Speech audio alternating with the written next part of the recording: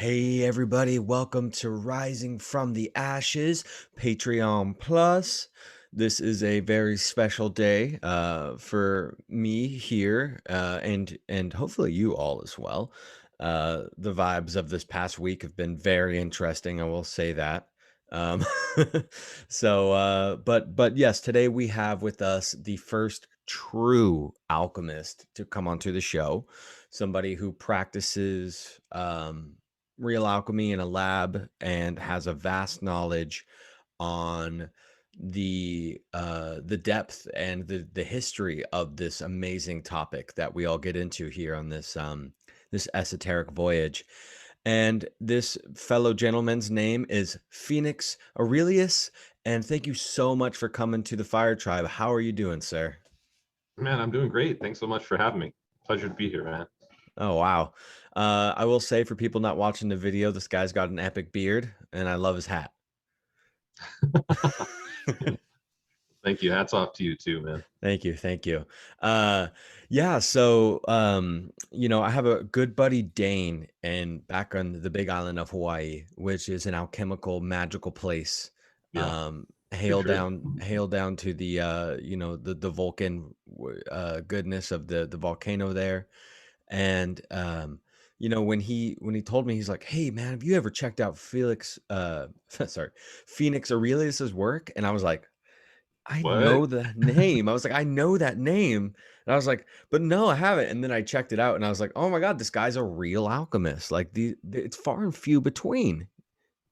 Yeah. I mean, it's a lot more popular now than it was when I first got into it, and definitely a lot more than when like the guys that I learned from were into it. But yeah, man, it's still not in the mainstream consciousness at all. It's not even in like the not mainstream consciousness.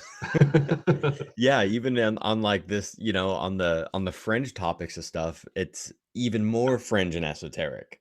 Exactly. Oh yeah. Especially like there are pretty much even within like fraternal organizations like the Freemasons or say the Rosicrucians or whatever. There's a whole lot of what they would refer to as spiritual alchemy, which is loosely based upon, especially in the Rosicrucian tradition, it's very largely based actually on actual alchemical lab work. But in the Masons, not so much. They have the Rose-Croix degrees and like other different types of things like that that teach about maybe some of the principles. You run into a lot of the authors, but especially their magical works, not so much their lab works. And that's pretty much it. So unless people are really willing to dive in somewhat academically into those materials, it's pretty obscure for most people in the modern age. Yeah, and I think, no, I generally tend to get pretty conspiratorial, but I like to try to keep it keep it pretty level-headed. But on that note, I think that there has been a big a big push since, from around like the 16th century onward to modernity of this separation, if you will, which is obviously an alchemical term, but of keeping the alchemical processes on a very high level up tier, and that knowledge and understanding being, because when we look at history and we look at the royal courts and we look at the Renaissance period and all these things, alchemy's always been there. And every Yeah. time you look at the high up politics or the high up religious factors, there's always an alchemist behind the curtains, kind of pulling the strings of everything. It's, just as high Yeah. up as shamanism. And but what happened is or I don't know, I'm just being speculative at this point. But what I think may have happened is there was a heightened elevated point of magical practices, and I think maybe too many people were getting involved, and they needed to say, yeah, we need to reel it back. We got to keep it up here and keep this knowledge, because it's always been esoteric, right? Like Yeah. the writings, are you have to be initiated to understand a lot of this stuff. Oh yeah. If you just dive right into it, you're not going to know what the hell they're talking about with symbology and descriptions. And they refer it, you have to be a very, very skilled individual in a lot of different topics. Like you have to know your Greek mythology and Roman mythology really well. You have to know any sort of like peculiar things that may have actually happened at the location of the author within, 500-600 years of their birth in the past, because they'll refer to all of these like, geographically significant things that they know about. Like it springs forth like this geyser, in the town of, Palermo or whatever the case is. You have to know where that geyser would have been and what they're talking about, kind of what it looked like, in order to be able to even get the visual of what they're doing and to understand. So yeah, it's like it was definitely heavily guarded too and encoded, because you didn't want people just running off and stealing your recipes, especially because so many people are just out for themselves and out for the money, Mm. and they have no idea of like economic action or reaction. They're not really capable of stewarding the technology that exists. They would use it for very selfish and rather deleterious purposes. So everybody who practiced realizing that and being like, I have to shield this from the unwise. If they have like the persistence, the spiritual purity, the, all of these things to be able to continue on this, divine grace or whatever. Beautiful. Yeah, So I think that that's the very hits a nail on the head. And before we go too much deeper into this alchemical talk, um, do you mind giving the audience maybe your journey to get to where you've led today? Because sure. you have a website where you teach courses, you have a lab, you have synergistic things with other awesome companies, and it's like, wow, you've really done well for yourself. And so I'm curious about how you got here, and maybe some of those moments that were your awakening moments, and the processes, your alchemical processes on your gilded way to your philosopher's stone. Yeah, well, that's cool. That was quite poetic. So yeah, basically I landed with this by fate and fortune, really. When I was a kid, I was always, anytime I was playing with things and like, it's muds and sticks and leaves and whatever in the backyard, and like mixing things together and like, I'm creating potions.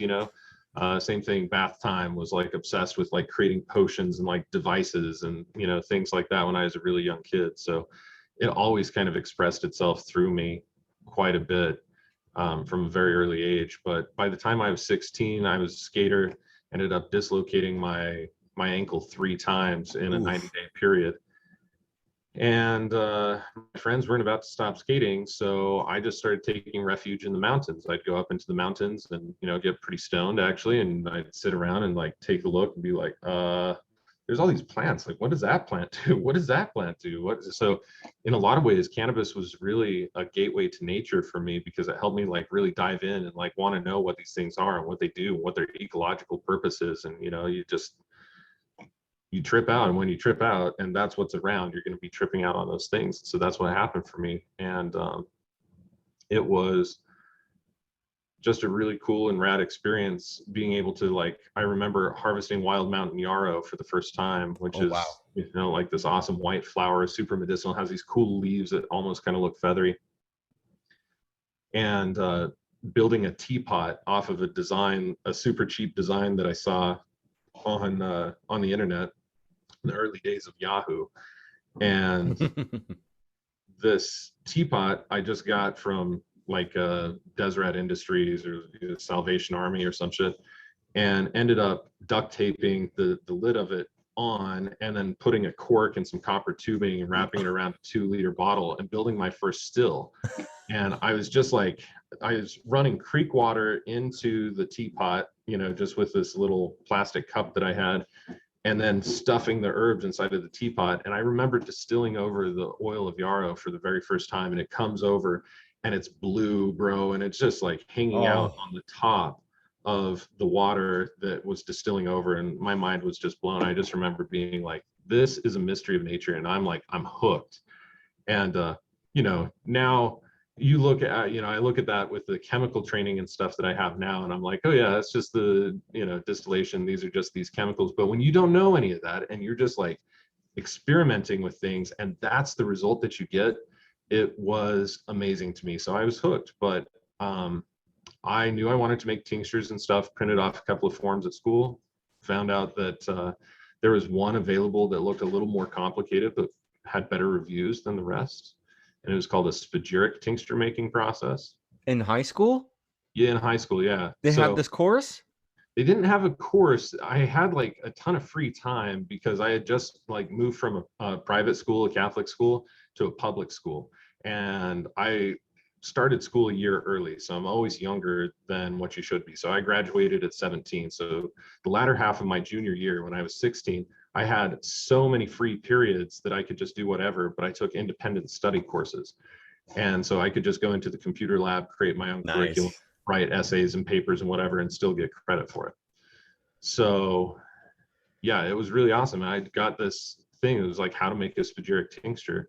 And at the same time, I was also studying ethnobotanicals and entheogens and stuff, like learning about and printing papers out in the computer lab on Amanita muscaria, Salvia divinorum, blue lotus, and all these Oh, other yeah. entheogens. And so yeah, I basically printed that out, and then that's how I learned how to make a spagyric tincture for the very first time, was just off of that flow chart. And it wasn't until 2 years later when a friend was like, dude, your tinctures are so much more powerful and potent than anybody else's. Why I've been an herbalist for 35 years, she was telling me, and she's like, your tinctures are just so outrageously potent, like all I need is a couple of drops. It's like, I don't know, let's compare notes. And we did.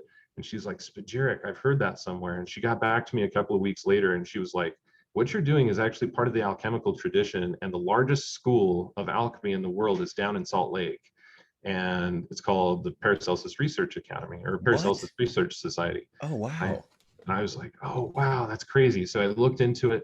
It had actually closed 2 years before I was born, so that didn't help me. But there were a lot of students that were still hanging around and living around in the area in Colorado and here in Utah and whatever else. And so I started seeking them out. And it turns out that I actually inherited the laboratory and a lot of the books and other things of one of the main secretaries of Frater Albertus a few years after that.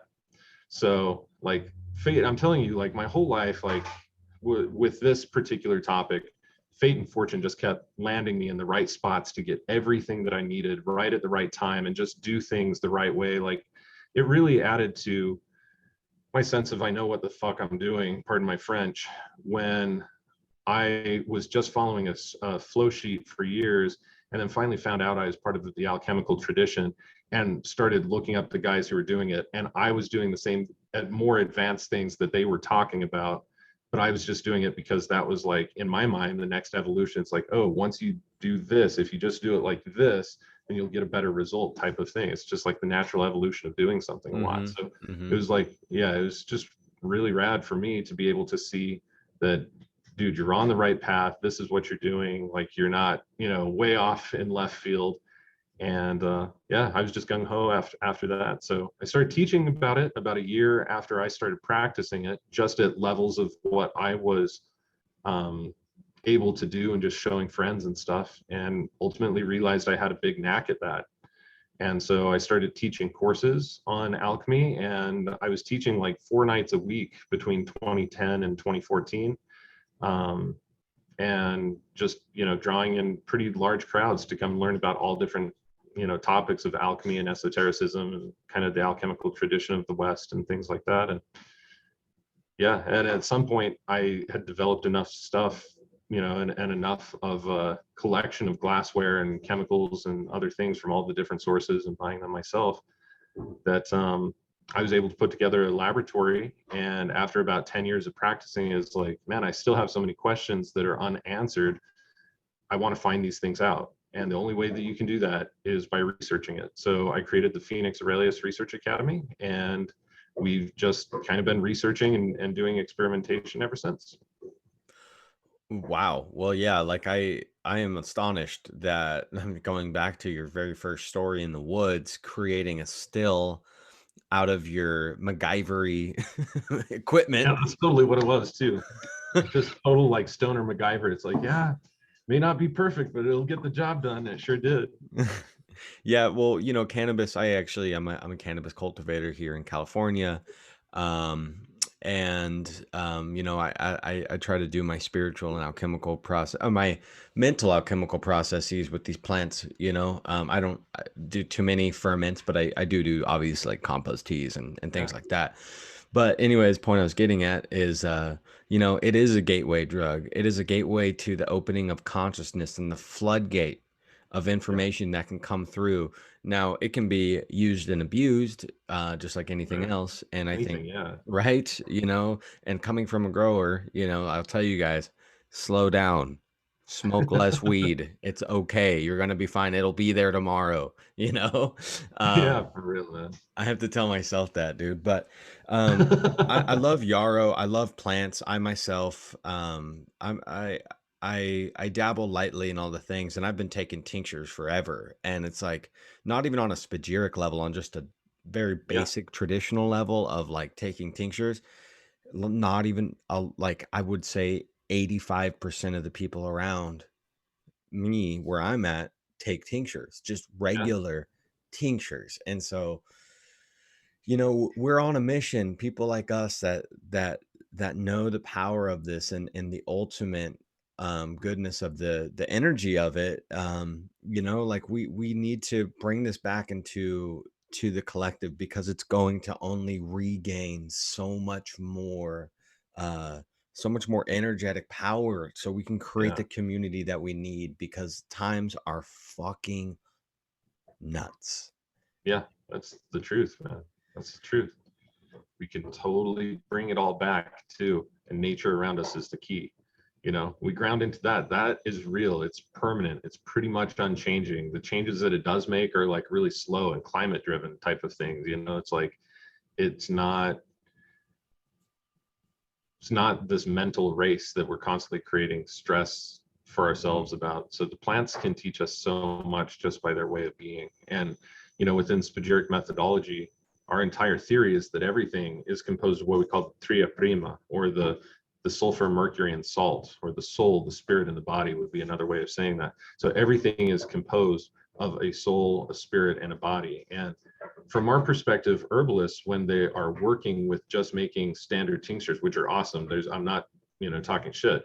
I'm just saying that from the herbalist perspective, we only have the soul and the spirit inside of there, and we're missing the actual corpus or the body. And that's kind of what helps ground things. So the potential of a plant to be able to like ground us and sink in to our being, the types of lessons that it has to offer. From my experience, the salt has to be the dominant present life force inside of that in order for that to actually happen. But it's said that all of the medicinal essence exists inside of the sulfur of a thing. That's like its soul, its primary reason for existing in all of its potent medicine. But what we see within the Spagiric tradition, especially of alchemy, is that when you combine the salt with the sulfur, that's when the reactions actually happen that take and biosynthesize the chemicals into new chemicals. And so typically they'll create plant esters, which are important because that makes the medicine so much more bioavailable in such a lesser dosage that now you're getting the very most out of the medicine possible, and also getting literally a grounded, embodied lesson with the soul and the spirit of that herb. And it sounds very esoteric and weird, but once you take it, you have the experiences where Mhm. definitively, like, oh yeah, this feels much more grounded, or this is like totally doing something different for me than the herbalist version of the same plant. I think that's just how a lot of it goes, even with eating food now, your most recent episode, the final episode on your podcast, the season finale, which is Yeah, fantastic. Great, thank you. great talk with Dr. Ott. Um, that we're getting the surface layer nutrients, if any nutrients, with Right. the things that we Yeah. buy in the grocery store. I mean, it's I mean, I would love to think that it's benign, but I don't really know. But I do know that it's not nourishing us in a way that it really could be an optimal mineralization. Yeah. And so I have a question because I love tinctures. I've been making them for a long time. One of my favorite herbs is, but not spagirically. I recently got a Yeah. Yeah. still. I have a still now. Brilliant. So That's cool. I'm thinking about definitely signing up for your classes because I have been practicing with it, on my own. I have some rosemary plants and I love foraging and Yeah. plant ID and stuff like that. I've taught plant identification up in the Pacific Northwest and things. Brilliant. Um, but there's this next level that needs to happen. I need to understand the next level, and I think Spagirix is that way. But the question I have for you is, so we had this St. John's wort tincture that got left in the back of the closet for about 2.5 years with the plant material in it. And it completely, like, it was just Everclear mixed with a shit ton of St. John's wort.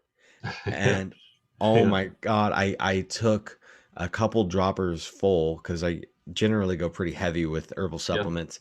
And I felt like I was on some sort of like ethnogenic, like psychedelic experiment. Technically, you were. St. John's wort is. It alters your serotonin level almost to the same degree that psychedelic mushrooms can. So, like, Wow. yeah, technically you were having a psychedelic experience. But yeah, it's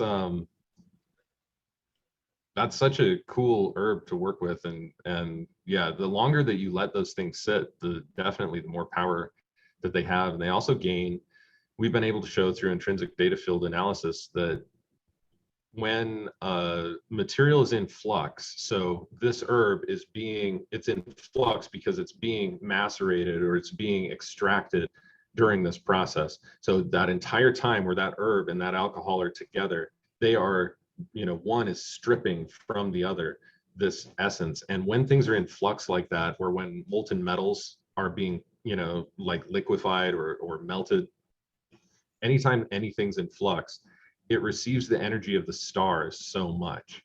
And so that's the cool thing, is that you have, like, the entire time that you let it sit there, all of the astronomical events, meteor Wow. showers, comets, different positions, of planets in their particular constellations, whatever else, all of that astral energy gets infused inside of that product. So it's oftentimes, it's like, if you have 5 years to extract something, do it, Yeah.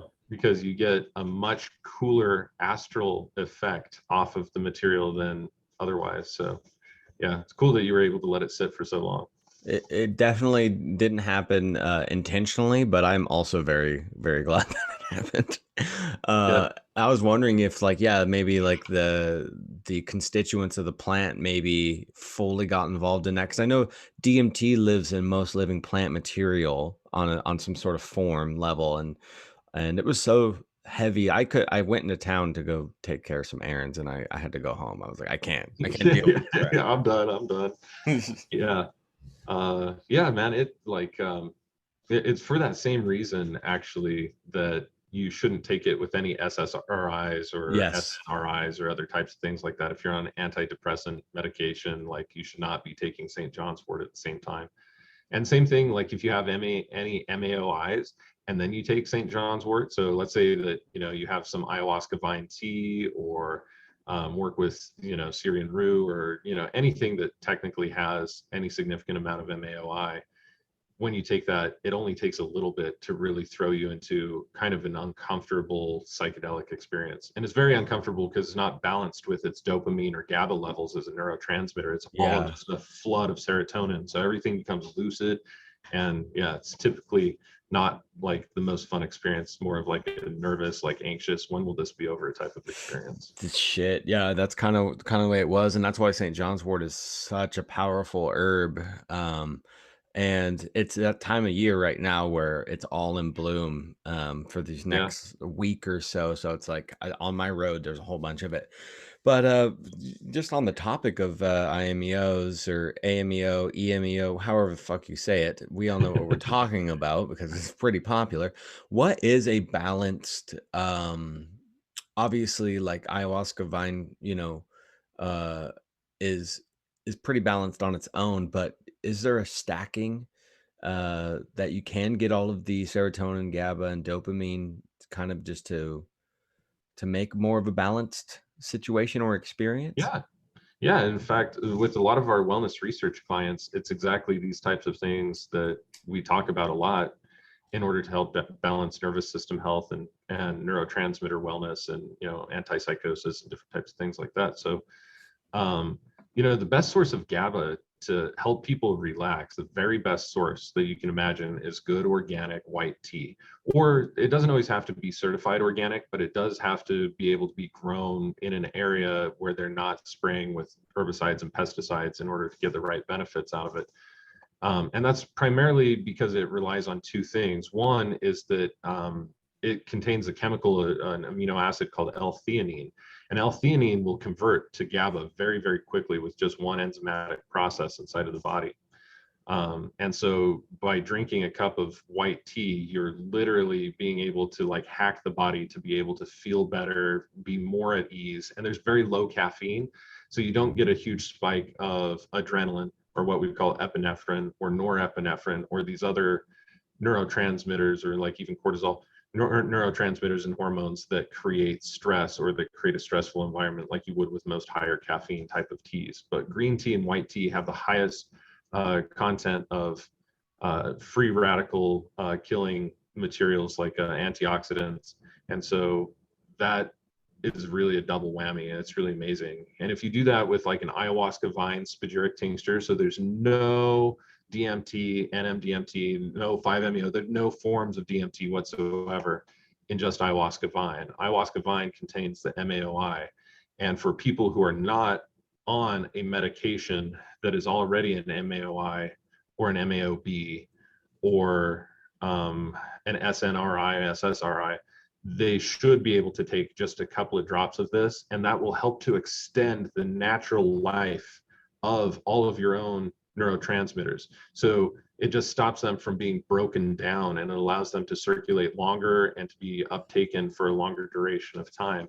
And so for a lot of people, especially people who have a really short fuse, that could be one of the best options, because you don't need to produce more of something, you just need what you produce at present to go a little bit further. It's kind of the same thing as like to save money, tighten your belt. So. That's hilarious. Yeah.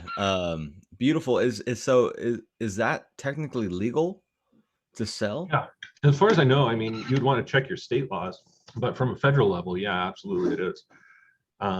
There's no problem to selling products that are MAOIs, because they're MAOI or MAOI synthesis materials in tons of different plants and even foods. Another herb, like for instance, along those same things as monoamine oxidase, there's MAOB that is found inside of Heshiwu, or some people call it by its Japanese name, Foti. Mm-hmm. And it's good for testosterone too, right? Is that correct? Yeah, it can definitely help with testosterone. Yeah. What we do know is that in a lot of people, the prepared Heshiwu means that it's boiled in black bean sauce and prepared properly via the concepts of Chinese medicine, will actually help to darken your hair again and help your hair grow back if you're balding or thinning, and just traditionally help with your essence and your life force, so that you're not like, burning the candle at both ends. You can be a little bit more replenished and live a fuller lifestyle. So yeah, Heshiwu is actually really good, or Foti, however you want to call it, is really good at that. But it's an MAOB. So if you combine that, if you eat like Heshiwu with cacao powder, for instance, cacao has theobromine, and it also has anandamide in it, which is another awesome neurotransmitter. It's one of our opiate neurotransmitters, in fact. And just those two together can like help you be quite healthy if you don't have any pre-existing heart conditions or neurotransmitter imbalances, just to feel good every single day. Wow. And we used to combine this with a couple of other herbs like Mucuna pruriens. Water soluble extract is 15% L-dopa, which is the precursor to dopamine. So if you feel like you're low on dopamine, Mucuna pruriens can help. Like, yeah, there's all sorts of really amazing plant hacks to be able to work with the neurotransmitters, and also to work with hormones and tonify the entire endocrine system. And in part, I really specialize in that, actually, because I find it to be such an important part of things that are messed up today. And it also helps me get to the heart of what is a cause of disease due to just the hormones not being toned, or the glands not being toned and tonified properly, versus like deficiencies, Yeah. versus is it being impacted upon by electromagnetic toxicity, versus are there actual spirits or what we would refer to as entities or forms of Hmm. disembodied consciousness impacting this individual. The And so elementals. yeah, well, and yeah, and even just, going even beyond the elementals, it's like, what is it that is impacting the behavior and the attitude and the psyche of this individual? And we can pretty much study into that very, very deeply by ruling one thing out and moving just kind of progressively during You kind of got processes. to, right?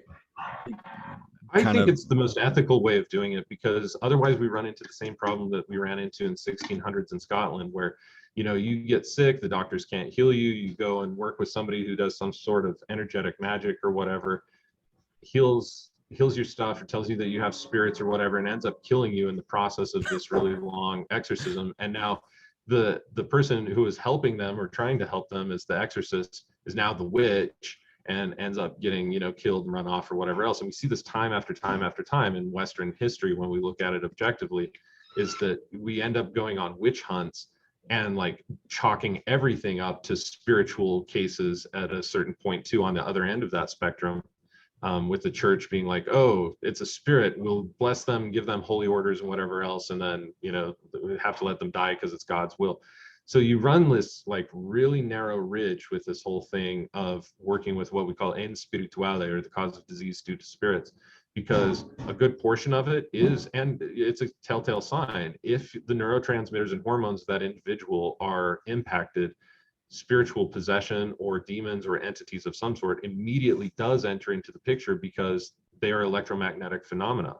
And the two main areas of our electrochemistry are our nervous system, where our neurotransmitters are created, sent, distributed, and our endocrine system, where all of our hormones are set and distributed, as well as the brain and the heart itself, which generate enormous magnetic fields Yeah. for their size. Wow. So There's got to be a third part in the body that creates another electromagnetic field somewhere maybe closer to the root. Is that a thing, or I'm just feeling that intuitively? yeah, I mean, it depends on the tradition that you look at, but in a lot of the traditions, like in Chinese medicine, for instance, there are three cauldrons, one in the head. Well, no, theirs are actually all in the body. In the Irish tradition, it's one in the head, one in the heart, and one in the navel. In the traditional Chinese medicine tradition, it's upper jiao is heart and lung, middle jiao, which is like spleen, stomach, liver, I think Yeah. even small intestine, and then lower jiao is like large intestine, kidneys, bladder type of thing. The spleen, man. I've been hearing a lot. I can't remember who or what I was reading. Sometimes it's so much information every day. I'm just like, Yeah, where the fuck did it come from? But exactly. the spleen plays a huge role in our body, and I honestly kind of overlooked the whole aspect of spleen health. But just to jump back on something that you were talking about a little bit ago, about glandular health, or tonality within the glands, because a lot of people overlook, these glands. I mean, I think the pineal gland is a big one, obviously, that a lot of people know, but outside of that, I don't think on average people can tell you the glands in the body. And the glands produce all of these these chemical constituents that really keep us moving and grooving. And I guess from an alchemist point of view, what's one of the best ways to really just keep glandular health optimized? I guess that really depends on the type of gland that you're talking about. If we're talking about like sweat glands or, lymph glands or endocrine glands, it's kind of a big realm of difference in there. But I guess, the things that are going to impact the way that people feel the most on the day to day are going to be your endocrine glands in particular. So you have thalamus, pituitary, pineal, hypothalamus, parathyroid, thyroid, thymus, pancreas, and Yes. adrenals, Yes. which are the main ones. And that's called the HPA axis, or the hypothalamus pituitary adrenal axis. And if the hormone distribution and health and relation between each and every one of those is really awesome, then a person will typically feel really good and be really vital. And if those are off, they feel really bad. They have a tendency for depression, for even psychosis, for like just a wide number of different diseases actually. So the first thing is that I have noted in keeping this really well is make sure that you live a lifestyle free of toxicity as much as possible. And then every year, do at least 1 or 2 weeks of like a heavy metal and plastic and other type of detoxification to be able to break down these substances as much as possible. And detoxification really doesn't mean like I'm going to just like not eat and drink a lot of water or run the master cleanse or other things like that. In fact, most people that I see cleansing or detoxing is a common term, do it entirely incorrect. And they actually end up hurting themselves. And they're the same individuals, ironically, at least in my neck of the woods, same individuals that end up cleansing over and over and over and over, but Ah, compounding their problems. yeah. It's like, oh, I felt really good for like 3 days, but now I have this other symptom and this other thing is returning back. And it's like, you can't cut more things out of the diet and expect to get better, because you have 2 or 3 main things happening. One, toxification of the materials that we do have access to, and two, lack of nutrients, like you were talking about, lack of nutrients in food, as well as herbicides, pesticides, fungicides, Mhm. and residual or even trace amounts. They're enough to kill the microbes and cut off the shikimate pathway and other microbial pathways inside of the microbiome, specifically in the gut microbiome. And so the more that you do this and you have this kind of triple threat, people are deficient in the nutrients that they should have. They're poisoned and they can't absorb the nutrients of the Oof, foods that they're eating. And they also have toxicities. it So this hurts. is, yeah, like that's the reality, unfortunately, of our age. Now, even though that may seem grim and like, really kind of messed up, every age throughout history has had their own thing, whether that's protozoa in the water or whether that's, like blight and crops that die and whatever else. This is just a new thing for us as humans to be able to adapt to. And there is an easy way to do it. So like here at the Phoenix Aurelius Research Academy, we make Heavy Metal Detox RX, which is a formula that we have used exceptionally successfully to, within 1 month, pull heavy metal out of just about any tissue in the body. We've even seen it be able to come out of, or we have reason to believe based on intrinsic data field analysis, that it's been able to come out of central nervous system tissue, including in the brain, the pineal, and the pituitary. And even just recently, I actually ran myself on my own protocol to be able to do this after smoking some Delta 8 THC that was contaminated with heavy metals in the soil. Oh, And so did you know I that you went into the process knowing that it had heavy metals so you could then therefore no, detox it? no, there was a terpene profile test and a terpenoid test, and that's all that I was able to see. The analytics didn't ever test for like trace presence of, say, cadmium or strontium, aluminum, barium, whatever. And so we weren't even, aware of that. But after Yeah. smoking the product, I was like, man, something is odd. I'm gonna just run an IDF analysis to find out what's going on, see where my intrinsic data field is out. Well, it turned out it was out very much so in my pineal and in my pituitary. And when I checked into the particular imbalances, it was heavy metals, the same 6 heavy metals in each. And so I tested the joints and it was a perfect match with the 6 heavy metals that were inside of there. So once I did that, that was no big deal. I was able to run myself on a protocol, and within even just a week, I got everything working completely right. And how do I know that my pineal, like besides that analysis, how else would I know, or what were my symptoms? Well, I was feeling really tired during the day and feeling rather awake at night, starting at about 11, just like being up, can't sleep. That's So a your clear circadian sign. was all fucked up. Precisely, there's something going on with circadian rhythm and melatonin production in particular. I was also just like feeling really worn out after like doing really small or menial tasks.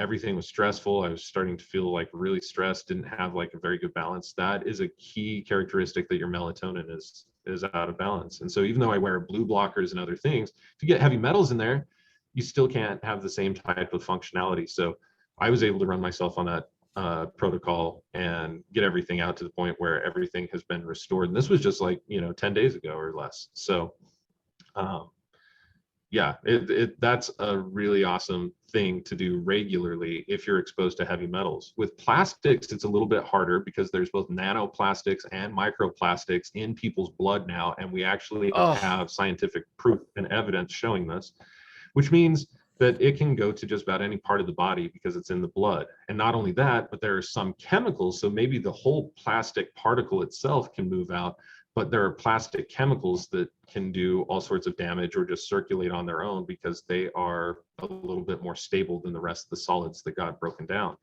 And so the only way that we can actually fight that whole process is by introducing the bacteria and microbiology into our microbiomes that produce the enzymes that break those things down, because enzymes will break anything down. In fact, the scientists just like maybe a month ago figured out this new enzyme that can break plastics down from like, pop bottles and plastic bags and all sorts of stuff, like the main Wow. waste, in 7 days, dude.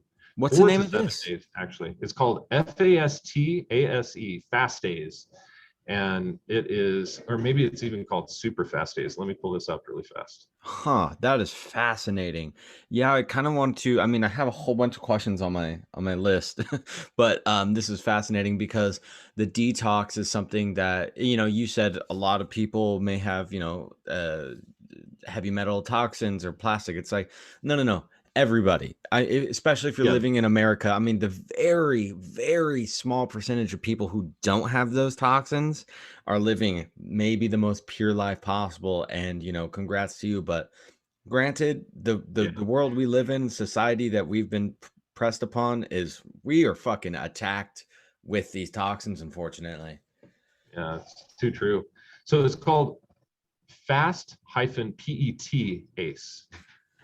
So that probably means like fast polyethylene breakdown, basically. And ASE at the end of a word typically indicates that it is a type of catalyst. What do you call it? An enzyme. So Okay. most of our enzymes end in the suffix ASE. And so, and your detox, spagirical magical concoctions that you make there in your beautiful lab, what do these really consist of? What are the major constituents of it?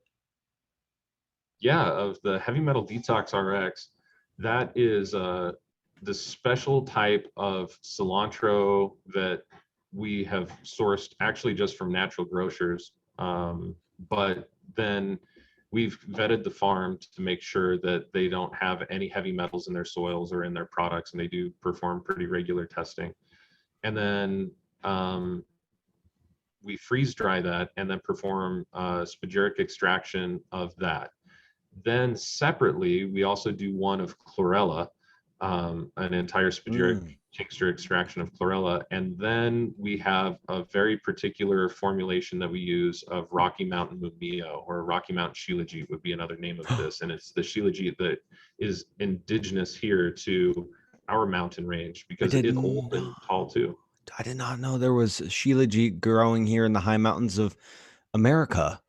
There is. And in fact, one of the episodes that we have on my podcast with DJ Ankenbrandt, we actually discussed that because we virtually pioneered this. We found a guy named Chris Oh, Harris who owned a company called Stoneblood Shilajit, who was taught by a guy named Philip who moved from Burma to here, and he was trained in the Himalayas in like Nepal or something, how to like scout it out and look for it. So when he moved here with his wife, and he was like a Mormon convert or something, but he ends up like looking in the hills and he's like, I know what that is, and he would go up there and harvest it. And he became good friends with Chris Harris, and Chris Harris ended up like learning how to harvest and identify this material and how to refine it and turn it into stuff. And he had to like apprentice with this guy for like 4 or 5 years. And so we got it tested and we sent it into a lab, and they were like, technically we can't call this either Shilajit or Mumio because it's outside of the range of like what they have. It has more of beneficial nutrients like humic acid and fulvic acid. It also has like a different array of nutrients. It's very similar, like it's very iron rich and other things. So it looks like Shilajit, smells like Shilajit, looks like Mumio, smells like I Mumio, love the but it's smell of its own Shilajit. unique thing. Yeah, Wow. dude, You like a lot of blew people my love it. fucking mind. You just blew my cat. My noodle is somewhere over there. Like I'm like gonna need to go get that soon. That is crazy. Because I love Shilajit. Like when I found out about it, I had to get it. I went to my local herb shop here, and it's owned by an Ayurvedic Nice, medicine yeah. woman, and she had Shilajit, and I was like, Shilajit, this something about this thing is resonating with me, and I was like, "Oh, that's a really heavy price point." I was like, "Oh," and For real, yeah. she's like, "I can give you, blah blah," because when you talk to your herb people, like you sit there and you Yeah. actually talk to them for fucking a couple hours, they'll hook you up, Yeah. and Oh, yeah. yeah, Shilajit really really opened up, because I'm gonna tell you what, man, I, uh, I was vegan, completely plant-based for a while, and it's gonna lead me into my next question for you. And was loving it. I honestly was having a really great time, not eating meat, and dairy and all these things, and I was a pretty big advocate on it. And I might have been pretty well indoctrinated into this whole like vegan movement that had happened. Honestly, I was dating a Yeah, woman yeah, who I had was at one point too, yeah. Really? Well, I Oh, that's yeah, so I but I had a tooth fall out of my mouth, okay? But it started breaking apart. The tooth started breaking apart in the back of yeah. my mouth, and I was like, "What the fuck?" I was like, "Me," I was like, "Protein?" I was like, "No." I was like, "What is it?" And here's the thing is I'm such an anarchical fuck that, like, I just will not go into dentist. I'll go to the doctor, I'll go to a Sure. hospital sometimes, but the dentist, I don't know what it is, I just don't like them. And I feel like your oral microbiome and everything you can really take care of when you do the right amount of research and maybe connect Yeah. with the right amount of smart people. Anywho, so I quit being plant-based after that and found that my mouth was healing up. And this leads me into my next question. Anyways, so the whole point of that with the Shilajit thing is like I realized that mineralization is optimization, and I Yeah. had to mineralize. It was all about minerals, whole, like you said, humic, fulvic, all of the trace, all the cell salts, all these things. I was like, this is what I need. This is what all humans need. But what does an alchemist eat and drink? Like, what do what do you're in the lab making all these amazing concoctions. I could only imagine the things that you're eating and drinking are probably different than the average standard human. I think sometimes, I mean, if you were to eat half the medicinal materials that we have in any significant quantity each day, you would also be really sick. Anything provided in excess is toxic. So, um, yeah, some things just need a little thing. But here's the truth, man. I do it less these days because we've been really busy. But for years, one of my biggest things would be creating what we would call like elixir. And now I'm not using that term from a spagyric elixir perspective. I'm using it from like the more colloquial term, like some sort of yummy, delicious beverage. And we actually used to have my business partner, at the time, Stefan Hoffman, and I actually co-owned a place called Niyama in Portland, right off of is on North Mississippi, Oh actually. my god, I love Mississippi. Yeah, I'm fucking I've lived in Portland for many years. yeah. So it's like Publican's Table was up there when we were Yeah. there, and of course, you have like we were in the same building as the ice cream shop and Wait, Flyaway when Tea was Shop. this? When was this? What years? This would have been 2016, 2017. What the shit, man? What? Yeah. I was So totally there. Oh my god, I you're like, I was there. That was my hood. that was But my yeah, hood.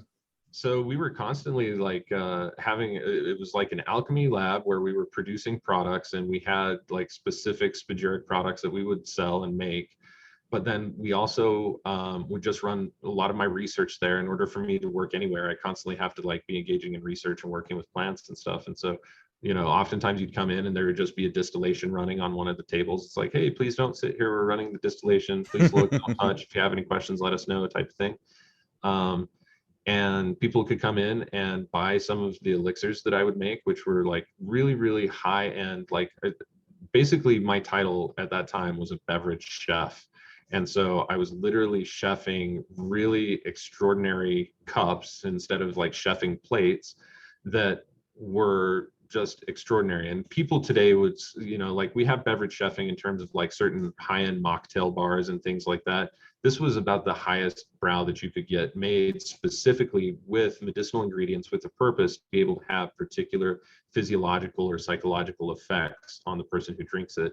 And then we'd be able to add like Spagirix, and I made liposomal cannabis from hemp that we grew, and like different types of, liposomal vitamin C, of course, that we still make, and things like that. And we were able to offer that in a cool setting that's like kind of like a lounge area where you can just come and like watch, alchemy happen and drink health food elixirs and things like that. So, and that happened for a long time. Like Summit Group up at Summit Powder Mountain hired me, and they get together. I've served what's his name, Richard Branson, and like all of Wow. these really rich dudes who come up to the ski resorts and invest in these like eco villages type things that are going on at Summit Powder Mountain, and run into some really amazing people from all over the world actually doing that. Uh, and then the word got out to people all over the nation. And so I've been contracted quite a bit in order to be able to help develop products for restaurants and bars and other people's elixir based needs these days too. So there's a large part of probably since about 2014, 2015, where I was heavily engaged in making that type of stuff. And of course we'd have like small eats too, but you asked me what I eat. We eat pretty much exclusively organic food. The closer that we can get it to home, the better. We eat 100% grass-fed, Utah raised. Well, technically they're northern Idaho, but it's like an hour. We're like not even an hour and a half to the border. But yeah, Idaho raised beef and chicken and pork and different types of things like that. But we know a lot about traditional Chinese medicine. We know what our constitutions are. We know like what we should eat like the time of the season and for our own constitutions. And yeah, we just eat, really good, awesome food. But yeah, I guarantee it's like totally different than what most people are making. It's very eclectic and, just based on what type of really awesome, fresh, killer produce that we can get. And yeah, Nori doesn't like meat as much as I do. Noriana is my partner, of course, my wife, but I still eat it quite a bit. We do a lot of wild meats too, like wild boar and deer and elk and bison, especially we do a lot of bison type of It's a great way red to meat. get those trace minerals in there through the meat side. Yeah, absolutely. Well, and a little bit leaner, of course. It just feels more nourishing in a certain regard. Energetically, I'm sure that there are chemicals that could explain that too if I delved into it deep enough, but it just feels more nourishing. In fact, that's what stopped me from being vegetarian actually, is I was vegetarian for almost 10 years. 2 of those were vegan and 1 of those was raw vegan. And progressively, I kept developing symptoms like I was going pre-diabetic or whatever. And all the doctors were telling me, oh no, you're on an awesome diet. This is absolutely fine. Like you're doing great. You just have a predisposition to diabetes because it runs in your family. It's like, well, it doesn't really run. One person in my family had it. It doesn't run in my family, but that's just the way they look at it. So I ultimately ran into a guy named Benjamin Pixie. If you're in the Pacific Northwest, probably you've heard of Benjamin Pixie. He does like his own beekeeping, and he, hunts his own bear and cougar with the Native American tribes. He's an actual like officiated storyteller of a bunch of different tribes in the Pacific Northwest. And, the guy wears like bearskin pants from a bear that he hunted with them, and like tan salmon skin, and sews them into vests and stuff like that. I mean, this guy, like, animal magnetism is like through the freaking roof. It's crazy. So at any rate, I saw him at a festival at the Northwest Alchemy Conference, and I want to say this was maybe 2014. I think it was 2014. And I was asking him, I'm like, dude, you say that you love animals, but you're selling your pressure cooked cougar meat here and tan salmon skin vests and like whatever else. Like, how do you like correlate your And you're love for the animals? vegetarian at this time, right? I was, yeah, and that's why I Okay, was okay. asking him Yeah. this, because I was like totally inculcated at the time into like the vegetarian and nonviolent narrative. And he was like, well, it's because I love them that I'm able to use them and understand their gifts and use all parts of them. As you can see, like nothing has gone to waste. That's all of the things that I'm using. And this has sustained many families. He's like, one bear sustains like 25 or more families for years with the bear fat that they render, and with just the meat that they can get from it, and then the bones for ceremonial purposes and other different types of things like that. He's like, everything has its role and everything has its purpose. And at the same time, I was also really diving deep into Rudolf Steiner's work, Oh, specifically with yeah. biodynamic gardening. I'd always been using like lunar rhythms and ideal biodynamic planting dates and biodynamic seeds, but I never really, up until that point, had really felt like I wanted to learn more about the animal process and the farming process. And once I learned that that was such an integral part, my mind started to shift to like, oh, that's true. Like I've been gardening for years and have been vegetarian that entire time. Never once have I come anywhere near being able to garden nearly as much food as I intake.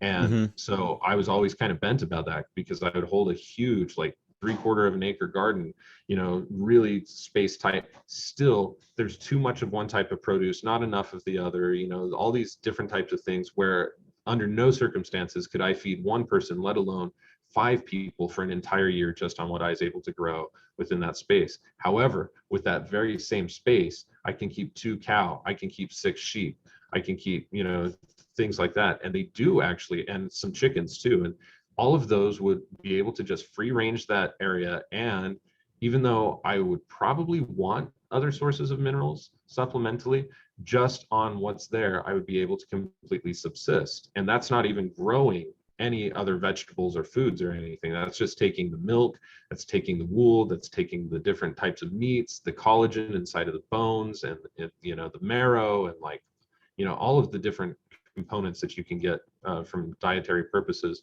just using animals.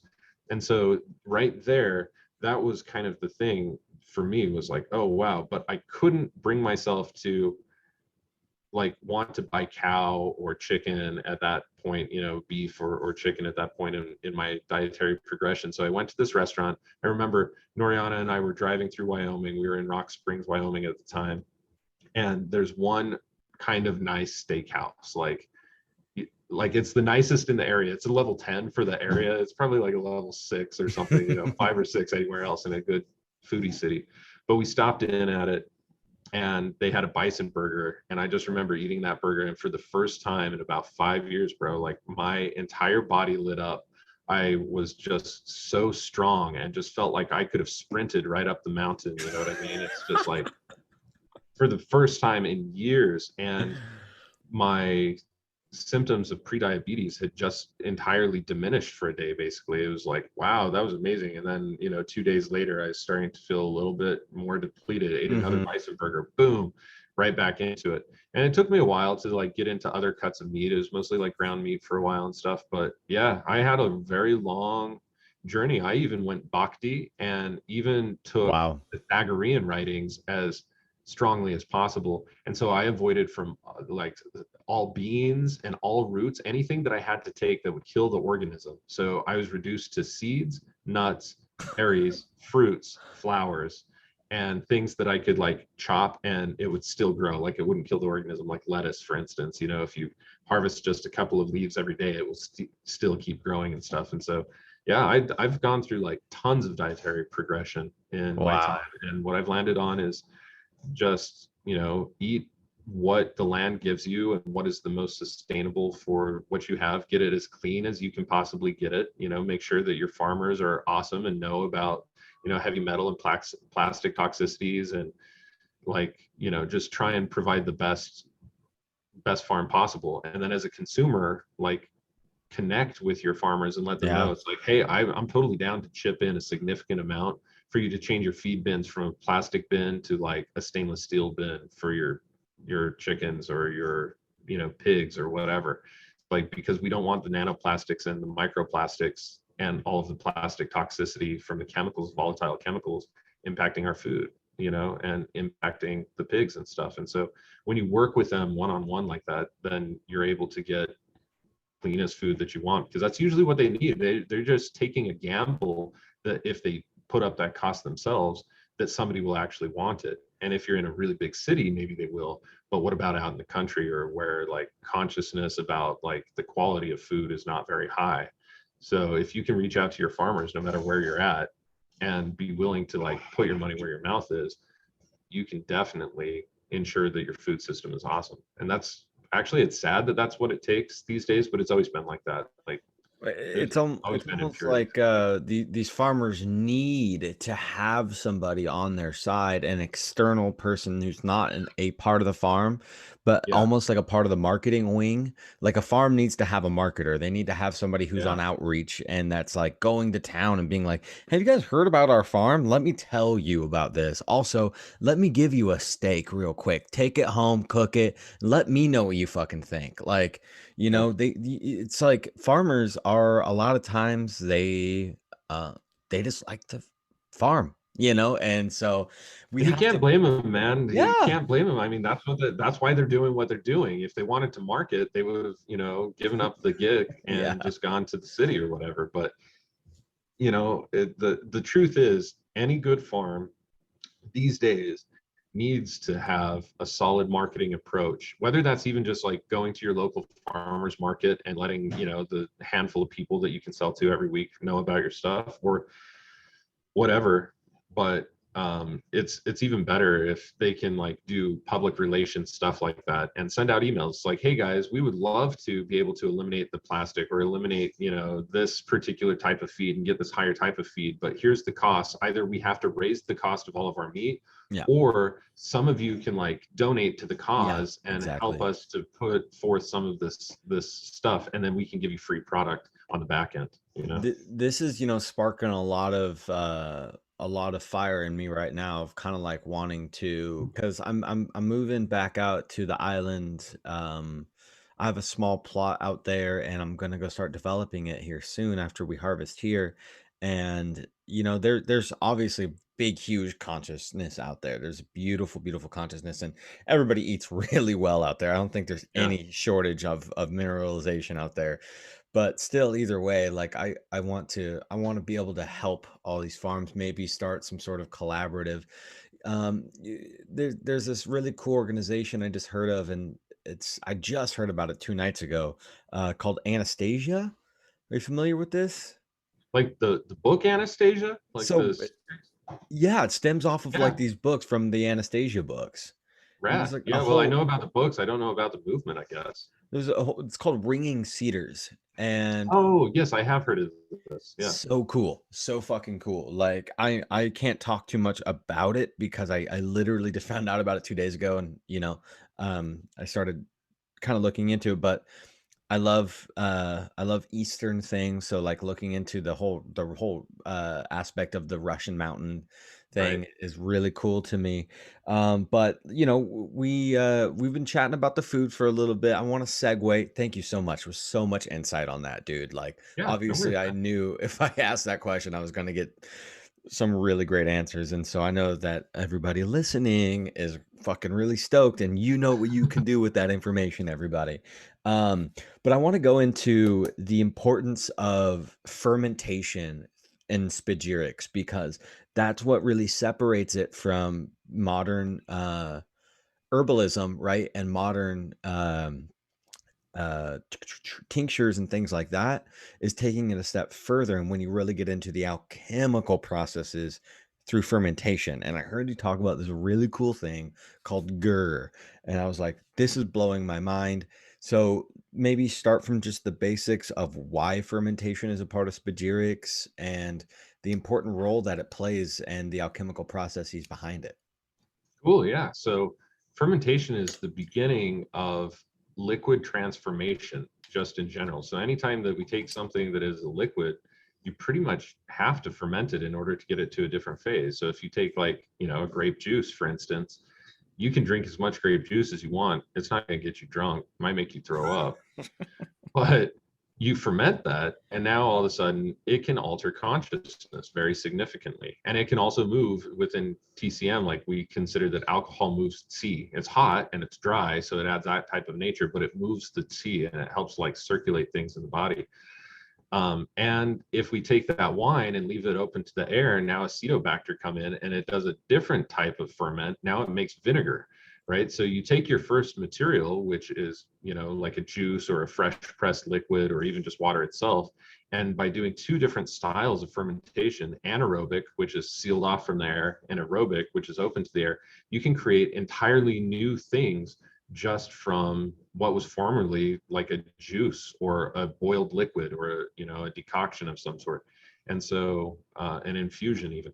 So it's a really cool process because it converts and it microbially changes things. The fermentation with water is probably the most amazing thing that, like, one day, I've been dreaming about this for years, and one day I will have my own school for both children and adults Oh, so to be cool. able to learn a wide number of different types of things, but learn, like mathematics and science and like chemistry and life path stuff, like all in the same thing. And basically at a certain age you have to learn how water works and how water really is the source of life and what evolution looks like and what it means.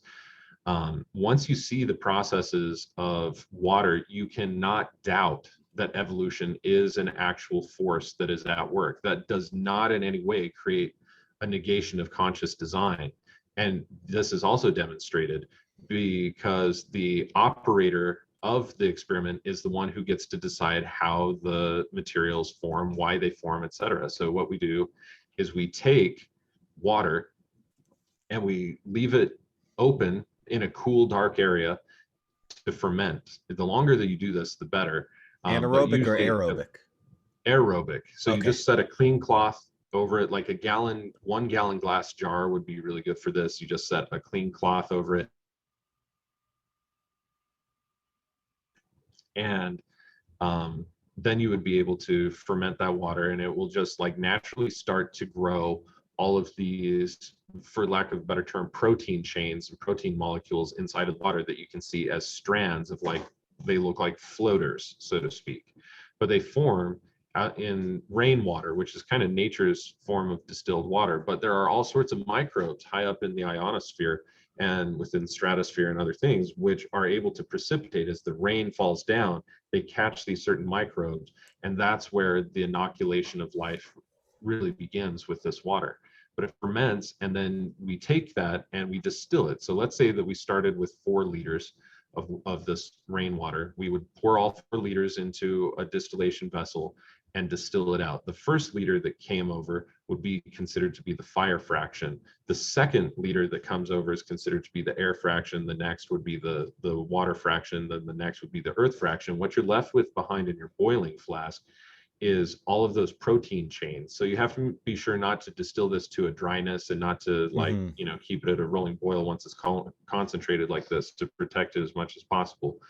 But now you have 5 different things. You have your 4 elements: fire, air, water, and earth. And then you also have spirit, which is this gur. And why is it spirit? Well, because if we add it to something, it's going to ferment that thing with the seed of life. So from there, what we do is we take each of those 4 fractions, fire, air, water, and earth, and we divide those into thirds as we distill. So we pour 1 whole liter of the fire of water into a flask, and then we distill over the first third of that liter, and that's going to be the sulfur of fire, which we could also say is cardinal fire if we're talking astrologically. So in this case, that would be Aries. Then we distill over the next third. That's going to be mutable fire, or the fraction that we would call Sagittarius. And then lastly is going to be the salt of fire, or fixed fire, and that would be Leo in this case. So you end up doing this and you end up with 13 fractions, right? 12, because you have 3 each of your 4 elements that comprise the 12 standard zodiac. And then the serpent handler, which is this DNA material, this unique cosmic or universal DNA that we call Gur, and that is Ophiuchus. Now you have the entire constellation along the ecliptic completely mapped out. You have all of your things. Now, it depends on which portions of each of these waters that you add to a separate flask and then seed it with the Gur of life. You will start to create different combinations of life. Some of these will be mineral, some of these will be vegetative, some of them will be animal. And there is a clear succession of the way that you have to be able to evolve it. So if you add, like, the salt of earth or fixed earth fraction in 2/3 part with like a little bit of fire, a little bit of air, and a little bit of water from whatever options that you want, you're probably going to end up, as long as your salt of earth is the majority of the fraction, in the mineral kingdom. You will form some sort of mineral. And at first, it's going to be really small. It's going to look like tiny little sand kernels or sediment. And if you leave it long enough, it will continue to produce this. This is a result of these different forms of water and their different archetypal distinctions being combined together to create a certain environment, a terrain, if you will. And then you enter in a material or a life form like the gur, a bacteria, it doesn't matter what the organism is.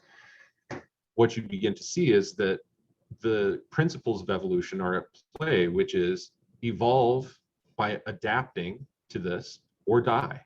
And if we take a look back at the evolution on the origin of species and the whole concept of Darwinian evolution, Darwin didn't necessarily say like survival of the fittest. Like that's a very poor paraphrasing. It would actually be the creatures or organisms that are the most willing to adapt to change and crisis are the ones that will persist. That's actually the so you see different adaptations of that same root organism in different terrain or different environment, and it takes on an entirely different characteristic and way of moving and behaving and stuff. And so you can actually see this later on. So you can actually see all of the different fractions and just the gur put into these different fractions, different combinations, creating myriad forms of life. And of course, with each form of life, you can take that out, filter it out, of course, and carefully calcine, burn it all down, get the ash from that, and then redissolve that ash into that same water. And each time that you do that, the life form becomes a little bit more coherent and a little bit more complex, which I think is a really cool concept talking about that because of the name of your podcast, Rising from the Ashes. It's like out of the ashes of the old form comes this new evolved expression that is standing on the shoulders of its old form. It's more evolved and it has this new aspect to it, but it wouldn't be where it's at if the former phase before it wasn't where it was at. And so this is basically what real evolution looks like. And we can show this and demonstrate this in a laboratory environment for people who are otherwise very skeptical or not willing to accept the ideas on the basis of terminology or religion or whatever else.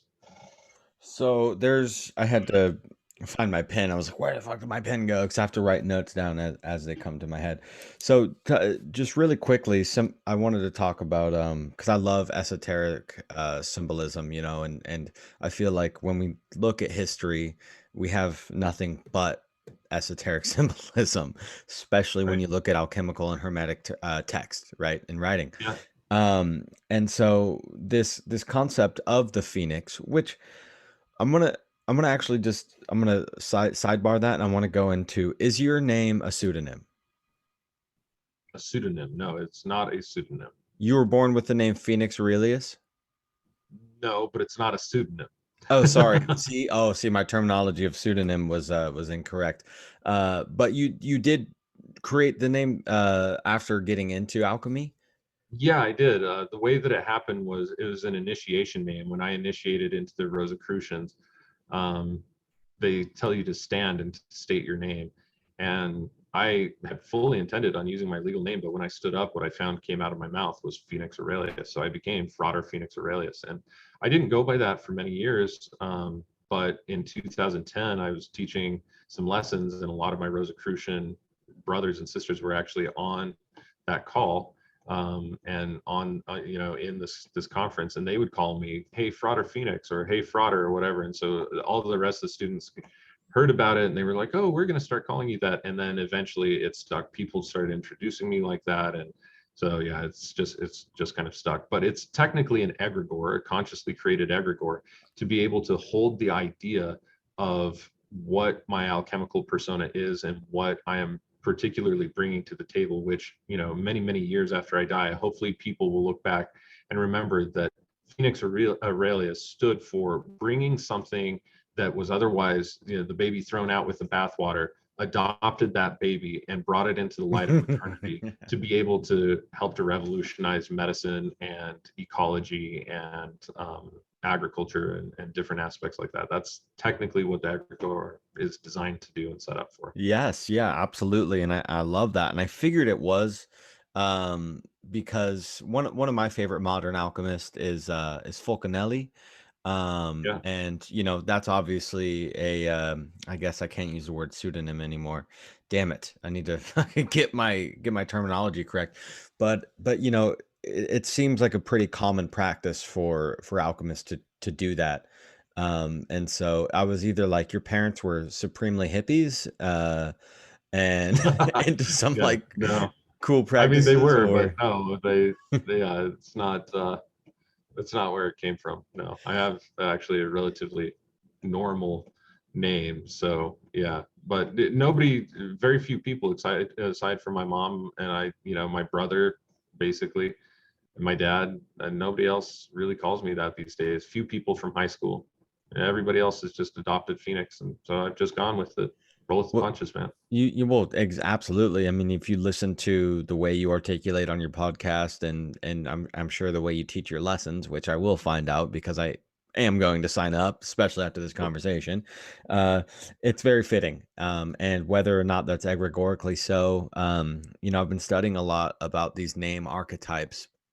And I think, egregores are so real. There's something so fascinating about the vast stickiness of the conscious collective and the cosmic web and the cosmic code that these archetypes are inevitably going to reveal themselves as they evolve egregorically. And it's so Yeah. fucking cool. I love it.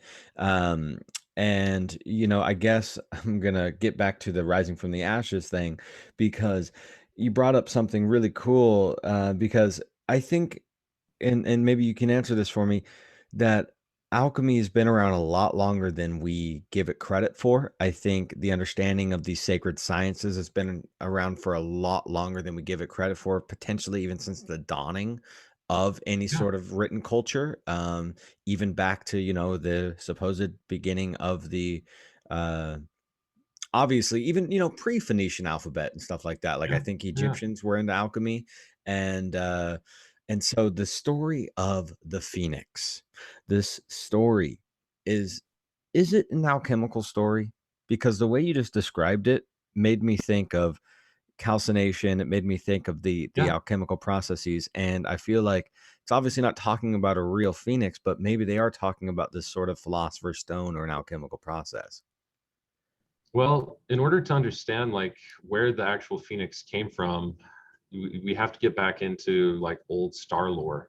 And the constellation of Phoenix constantly rises to the heights in the night sky and then dies, but then comes back again each year, around the same time. And so you can begin to see that these old stories really have their root in the heavens. And so when we say, does it really exist? They would look at the stars and be able to come up with ideas of what it looked like and create stories that would embody the journey and the cycle, so that even if people didn't look up at the skies, they were still somehow connected to the gods and understood their stories through the stars, or understood the stars and their motions, their archetypes through the stories rather that they had about these stars. So with that being said, the Phoenix archetype is this fiery bird, right? And it, like you said, it perfectly embodies incineration and calcination. It only lives a relatively a short lifespan. Anything that oozes out of it that's a liquid, in this case, a tear in Mhm, particular, mhm, has mhm. amazing curative powers. And then it eventually goes off and, hibernates in this, death sequence, only to rise from its own ashes again. And so that is very much so a beautiful allegory for the first four processes in the Emerald Tablet, which are basically talking about calcination, dissolution, filtration, separation, and then crystallization. And so anytime that we're working with the salt material of something, those are the archetypal processes, working with the elements, with fire, then with water, then with air, and then with earth.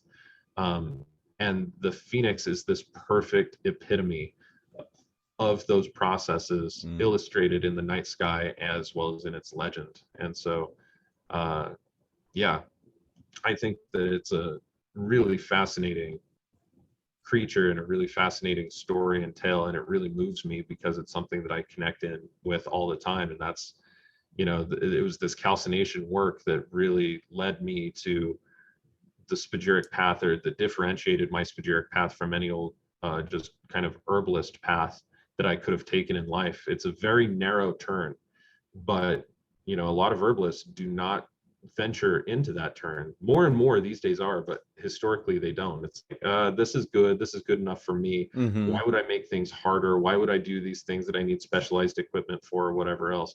And I think a lot of people that are drawn towards the alchemical path, or at least especially towards the Spagiric path, which, for those listening, Spagyria is a subset of the alchemical alchemical tradition.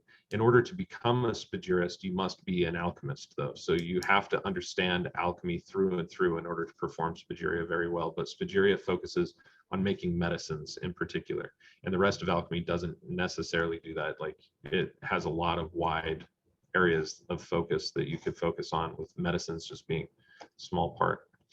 Um, so yeah, within the Spagiric tradition, like, that narrow turn was entirely huge. And the majority of the difference between that and the herbal tradition is this work with the salts. And so, yeah, for me, it really embodies a lot of my path. And I was also very, very, very, very heavily influenced by Marcus Aurelius from a very early age, from like 15 or 16, when I started reading Meditations of Marcus Aurelius. I just found immense wisdom in that book in such a way that, it really spoke to me. Having, this very, I don't want to say dominating, but maybe domineering personality set, and always having a lot of like strength and fortitude and athleticism and stuff myself. I had likened and could relate to his aspect of having that, and also being a general, and also being an emperor, but not wanting to do either of those things, Mm. but rather wanting to be just a philosopher. And Yeah. as a result of that, his inner desire and his like actual life calling, being able to do something that was really awesome. He became one of the most loved, well respected, and time tested philosopher kings, or philosopher emperors ever. Probably one of the wisest. We have a lot of great Taoist ones though too, so it's hard to say, but at least in the Western tradition.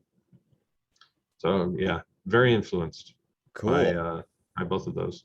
Wow. I mean, I just had to write his name down because I've never heard of Marcus Aurelius.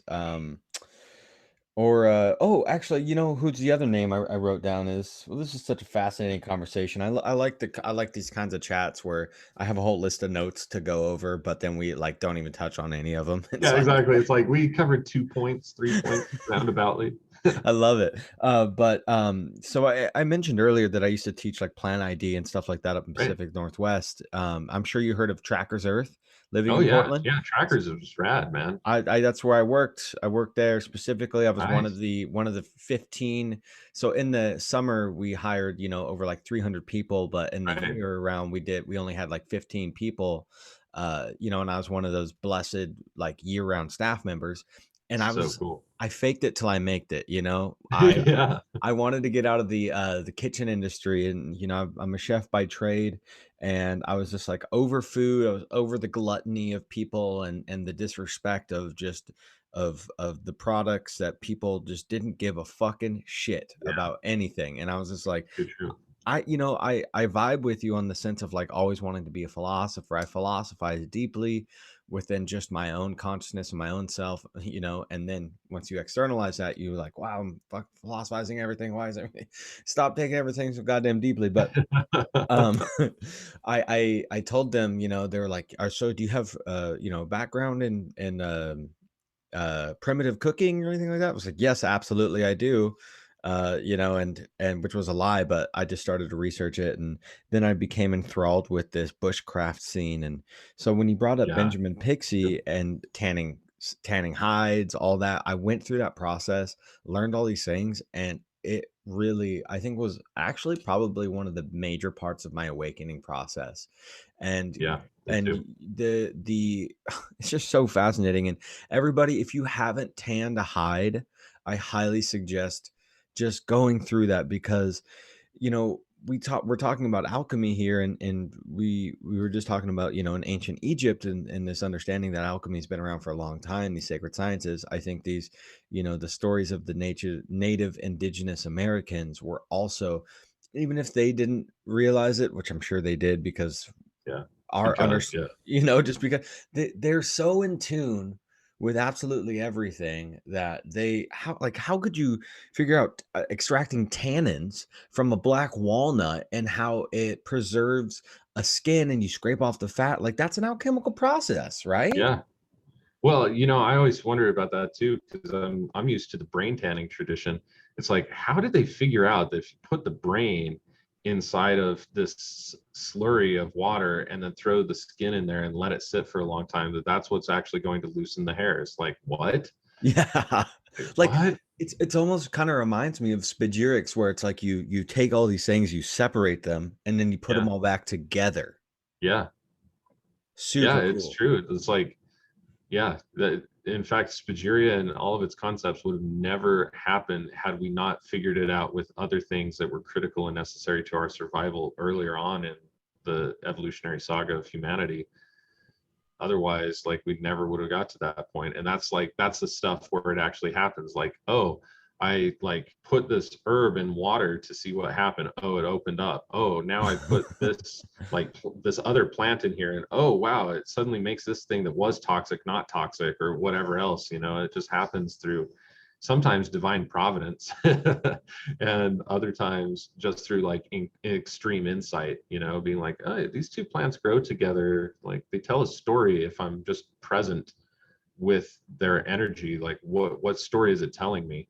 And then you can really pick up on the energetics of plants in a really cool way that way. So like, there's two different ways, as far as I've Yeah. seen, is like trial and error, or like deeply intuitive. And so, yeah, That's and it's what best, I think, when there's like that blend of those two. That's kind of my creative zone personally.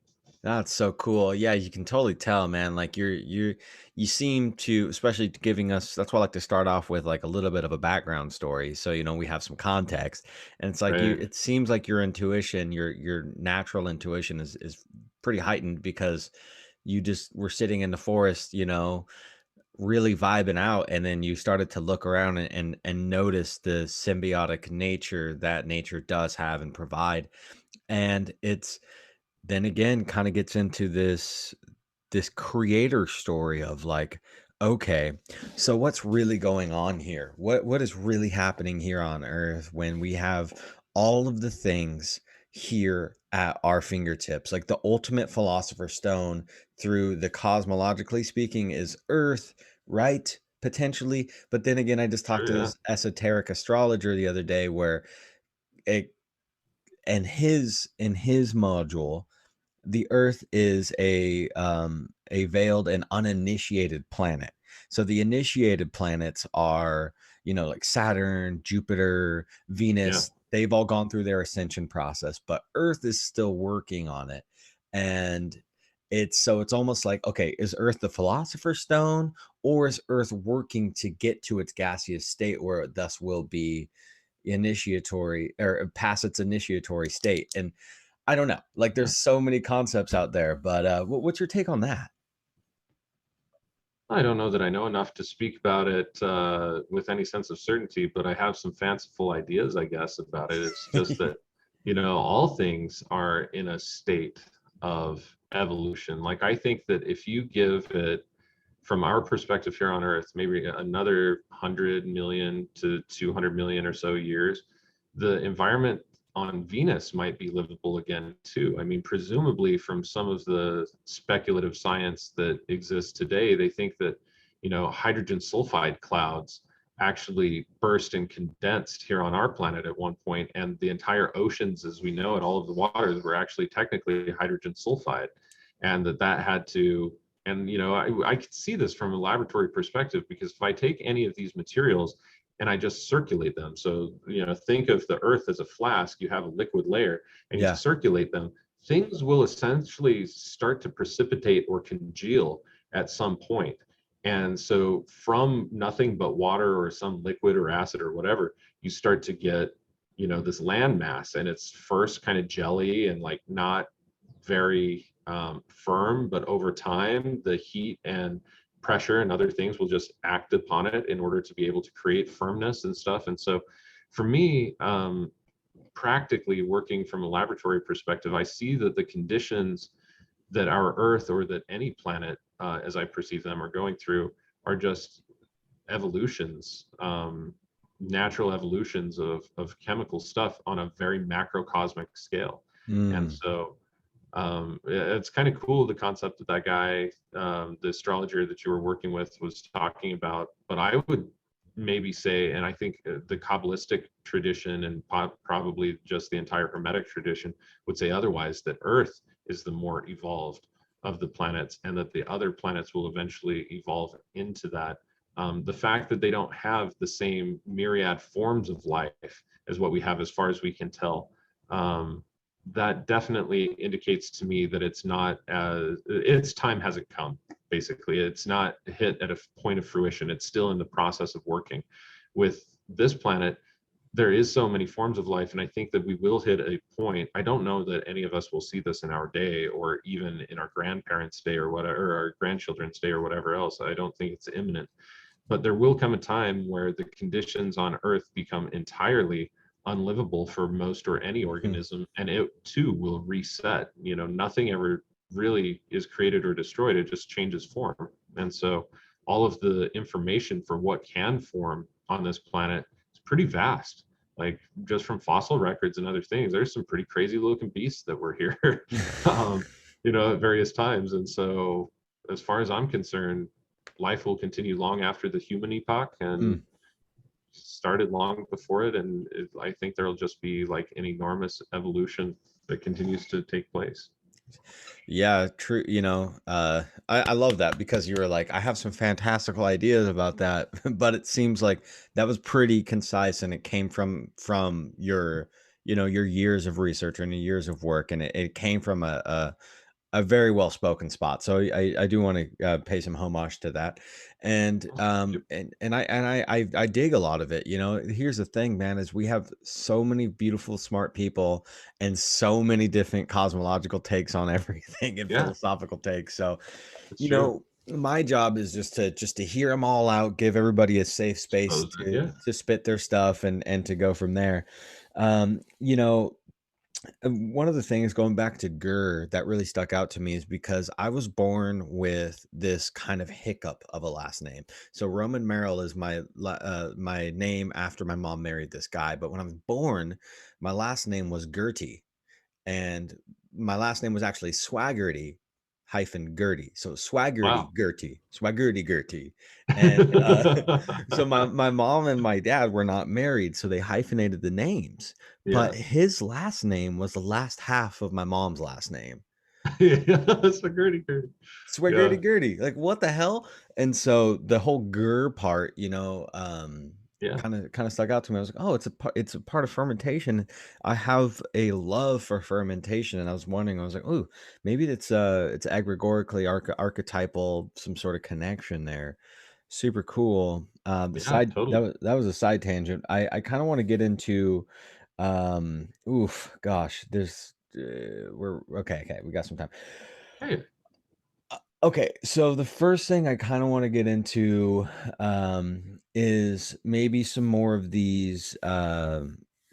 Okay, what's your favorite herbs to work with? The evolution of it. What was your first favorite herbs to work with, and then to the point, what's your favorite plants to work with now? Yeah, I think yarrow definitely took the cake for the first like 3 or 4 years of my existence. And around that same time period is like yarrow, wild rose, alfalfa, Nepal cactus. Um, yeah, just like a lot of different things. I had acorns, lots of stuff that I had Hmm. access to in the mountains that I could just wild harvest, and was abundant and plentiful. These days, yeah, some of my favorite plants of working with, I guess it just really depends on like what type of thing I'm going for. From a medicinal angle, I would definitely say like moringa. Um, Oh, interesting. Yeah, I love comfrey.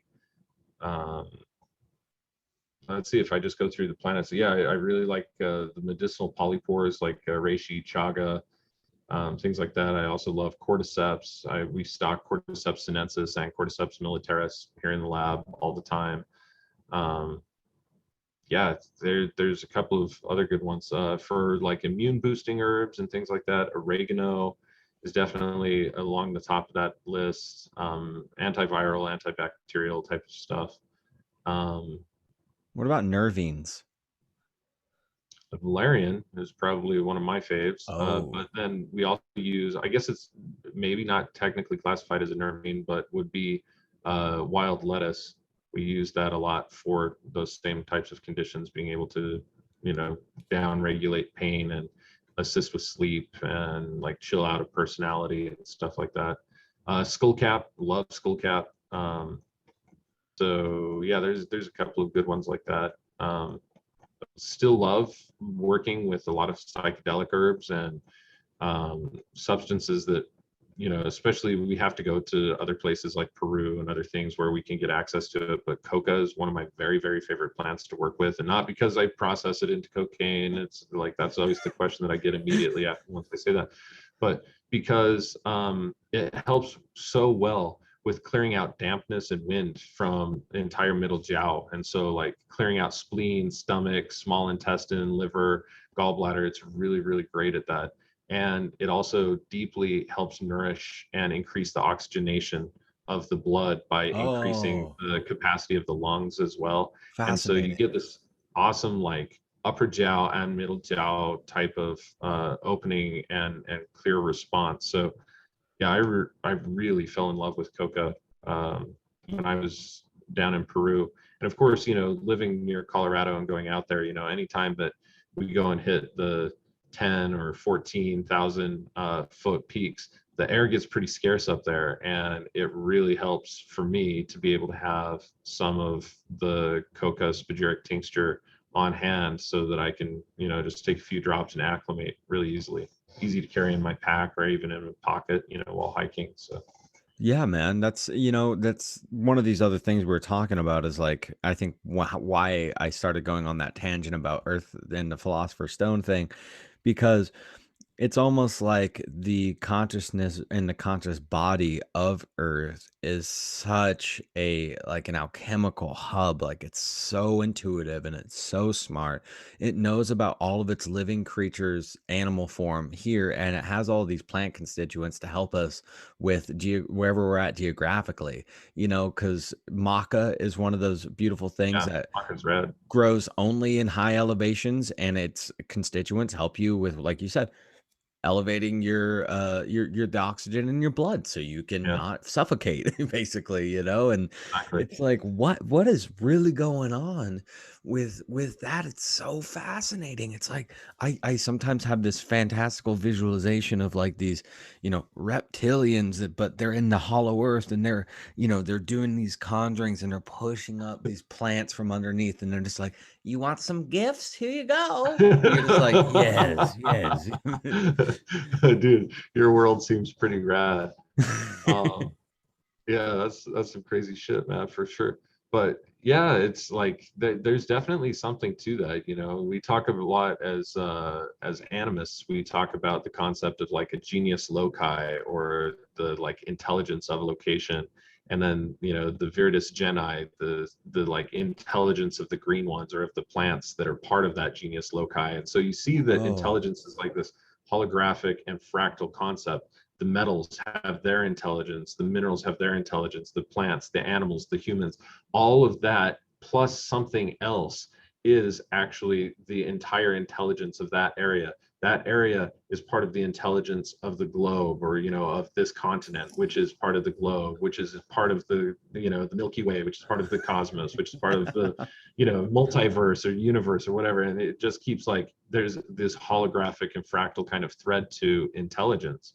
And I just think that that is actually, for me, like one of the coolest things is just like tapping into that intelligence, or into those, what I would even refer to them as informational fields or informational data fields, and just trying to learn from it as much as I can. Billions and billions of years of, you know, evolution from one chemical element to another, and changing consciousness, but containing the consciousness of the thing it was still within it, and that potential, and potential yet to become something different. Even like it, every time I tap into that and then realize that like herbs are just like me, growing and evolving every day to the circumstances and environments that they have, or, you know, the plants that we eat, or the animals that, you know, we're tending to, or, you know, chilling with, or observing in nature, or whatever. It's like everything's going through its own process of evolution, learning, and growth, as far as I can see. I can agree with that. Yeah, I mean, it's all about the vibes and the resonance, man. No doubt. You know, we've been talking about plants for this whole time. Maybe we can segue from plants themselves to fungi and then to Sure. minerals, because I Sure. really am curious about the even more, because most of the alchemical texts that we read, or we, I mean, I'm speaking for like, who is we, all of my personalities, I don't know, but who is all of we read, but is about metals. So I really want to get into that concept, because we've definitely covered the vastness of plants. But Yeah. you brought up the medicinal mushrooms, and I'm curious how, I mean, are you stilling the mushroom fruit body itself, or how does this go down? Yeah, I mean, you can. So fresh polypores will yield some triterpene and terpene complexes. So you can do essential oil distillation of fresh. They have to be very fresh. And luckily, Wow. you're in an area of the world where you can just like go out and within, you know, a few hundred paces in any direction, find tons of Ganoderma applanatum and Organacea as well. So you have relatively large polypores that you can get down and break down pretty quickly, put them in a flask and distill out some essential oil. In fact, in Northern California, the first guy who introduced me to that was Gabriel Moroni. I don't even know how to get in touch with him or if he's even running a business anymore, but yeah, Gabriel is an awesome alchemist, and he definitely introduced that entire concept to me. And yeah, when we lived out in the Pacific Northwest, we were able to do that as well. So that's cool. Distilling them for fermentation. Sometimes you can, sometimes you can't. Like, here's the real trick, is finding a yeast or multiple yeast strains that are going to create the type of ferment that you want. Because when you create a decoction or an infusion of these medicinal mushrooms, they are oftentimes very antibacterial in and of Mm, themselves, and they're antibacterial, antifungal, right? yeah. And so yeast is a fungus, and even if you had like Brettanomyces and a couple of other like codependent bacteria inside of there in order to create like this weird sour flavor type of ferment, you wouldn't be able to do that so easily. But they do have a ton of glycosides and glucosides and like starches that can convert to sugars during the boiling process and things like that. So in certain ways, they lend themselves to it very well. In other ways, not so well, because you have to find a yeast that works. And my answer for that is introducing gur from different rainwater, just thunderstorm rainwater ferments that I've made over the years, and seeing if that will adapt. And usually it does. And it doesn't always create the tastiest product or even the highest alcohol content product, but that's why we don't always ferment just one plant or one material in order to make an alcohol of that. In some plants, it's very, very feasible, and in other plants, it can be done, but in such quantities that it's not worth it to go through the effort to do that. You And got you to kind kind of, of mix them and find what works well together. yeah, exactly. So, like for instance, traditionally within the Western alchemical tradition, red wine spirits are oftentimes what are used in place of um, the indigenous spirit of that plant. And Oh, so you will ferment red wine, distill out the red wine spirits. And there's entire forms of alchemical work that just focus on wine and the products that can come from that. So yeah, we'll use that. Here in this laboratory, we use cane a lot, organic cane ethanol, partially because it's really sweet and it tastes really good, but also it's very commercially available. And so we can get it and run our magic and infuse it astrally and do other things with it. It's already purified enough. So like anything that we're doing is technically just for an energetic level. It's not for the like increasing its purity. mm-hmm. Uh, So yeah, we use that a lot in this laboratory. There are a few things where I will make a honey spirit or a spirit of the plant itself, but even at that, it's oftentimes like we have to add sugar or honey to it in order to get it to ferment to any reasonable quality or Mm. quantity of ethanol. Otherwise, like if you are distilling something that has 3 to 4% ethanol, that's like, you know, you let me put it like that. For every 100 liters that you distill, if you have 3% ethanol, you would get 3 liters of your material in back in alcohol. So we try and only ferment things realistically for alcohol production that are going to be at about 15 to 18% alcohol. And if they're not on that high end, then it really doesn't make sense to try and distill it out from the perspective of the plant. You can do it for, of course, initiatic purposes, or if you're really, really strict, like I just want to do this and nothing else, that's fine. You can do that, but you're going to be putting in tons and tons of effort for realistically not very much of Yeah. a difference whatsoever. What So about wild fruit or wild berries? 'Cause I know they have sugar, yeah, and then they usually catch wild yeast as well. yeah, absolutely. Yeah. Those ferment really well. And in fact, I created a lot, especially when we lived up in Portland. I would just always take like the blackberries that are growing everywhere, harvest a handful of them and throw them into, like, smash them up into like a really big pulp and throw them into water with the fermentation weight on it, and just let the yeast actually decompose that berry so that I would have a yeast starter strain, a wild yeast strain. We do this with elderberries, we do this with Oh, blackberries. I would do it even with different types of sticks, like Japanese knotweed, for instance, is really good yeah. for this. And it's an invasive out there too, so you can harvest as much of this as you want. Um, and same thing with Scotch broom, which is, you know, super invasive all along the Mhm. Northwest, especially along the Yeah. coast. And so, yeah, we would just, like, you know, collect these because every plant has its own yeast that are able to kind of break it down, but not every yeast from every plant will create an alcohol the way that you want it. So Yeah. that's kind of the catch 22, is like finding the right yeasts that you can gather from nature that are still wild yeasts that will actually have the type of action that you want. And yeah, like I mentioned, one of my tricks to that is like adding gur to it. That way it kind of self adapts to the system and to the environment that I put it in. And it takes longer that way. Your attenuation rate can actually be like 2 or 3 months when you do Oh, it like that. shit. Um, so yeah. And if you live in a clean area too, or if it rains a lot and you have really clean air, then you can also like leave your ferment open air for like a day or two, just collect wild yeast and then seal it up. So yeah, you can ferment, you can distill mushrooms.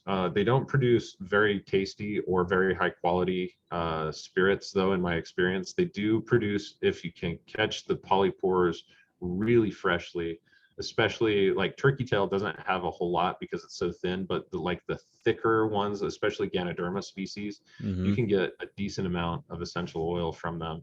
So cool. Um, So fucking yeah, cool. at least in terms of like how much essential oil it has to offer. Like you can extract the majority of what's there, and you know, for a large quantity, I'm just going to let you know that's like literally maybe 10 drops, you know, like half of a milliliter Yeah. or something. So it's not a lot, but it's super concentrated and super awesome to use, and a really, really rare, awesome perfume ingredient as well, which Oh. adds such complexity to different types of perfumes, which I Oof. like to work with both perfumes and incense here. So it's really fun to Do you play make an around with incense? different And scents like that. that's super cool because I'm a big scent guy. Like I got I that's the Yeah, reason I got a still. I was like, I need to make things that I can spray myself with. I love yeah, spraying myself with totally. smelly stuff. So cool, So man. yeah, we do a lot of cool incense ingredients and make our own incenses and stuff too. We haven't put any of them on the site because, you know, I don't really want my job to be based around production of just like blending up these herbs and putting them Mhm. in jars and selling them out.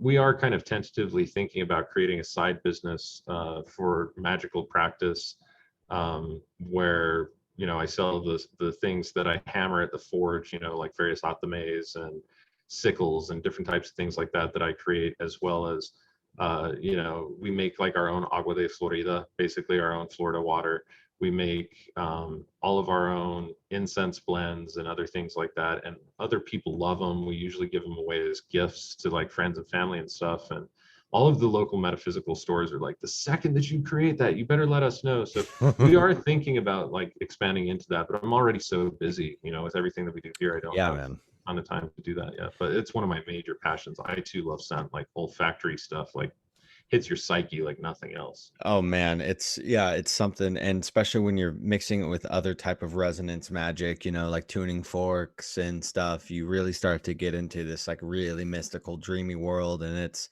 Yeah. kind of the world I want to live, and that's why I'm moving back out to the island is because out here in California is very dreamy. Don't get me wrong. I mean, we're talking about magnetic quartz mountain. Like it's just all quartz. Yeah. So the vibes are very high, but I got to get even dreamier. So but before but even dreamier, man. Yeah, exactly. That's great. But the thing is that's really great is like, you want to create all these things, or you also know that if you teach people how to do it, they can go out and create it too. So it is like Yeah. you're always going to have a part of it. And I can't even begin to, and I'm sure you know this, but like I just want to give thanks and praise to you because you might be one of the coolest motherfuckers that's out there right now doing this. I You're swear. too kind. There's a lot of really cool folks, even folks that I look up to still, man, that it just, you know, yeah, just like living it and working on the level that is just so insane, man. So, Shout them but I out. guess that's the thing. There's always the bigger fish. So, Shout them out. Who are they? Who are these people you look up to? in terms of like smithing and stuff, it'd be Dan Olson. In terms of plants, I don't know. There's a lot of people that are good with plants. I don't know, but in terms of like brewing, there's just like a lot of really amazing, like Landon Jeffries here in Utah. He's really amazing. Um, yeah, in terms of like distillation, God, I can't remember this homeboy's name. I think he's in Maui. He's got the coolest distillers I've ever seen. Wow.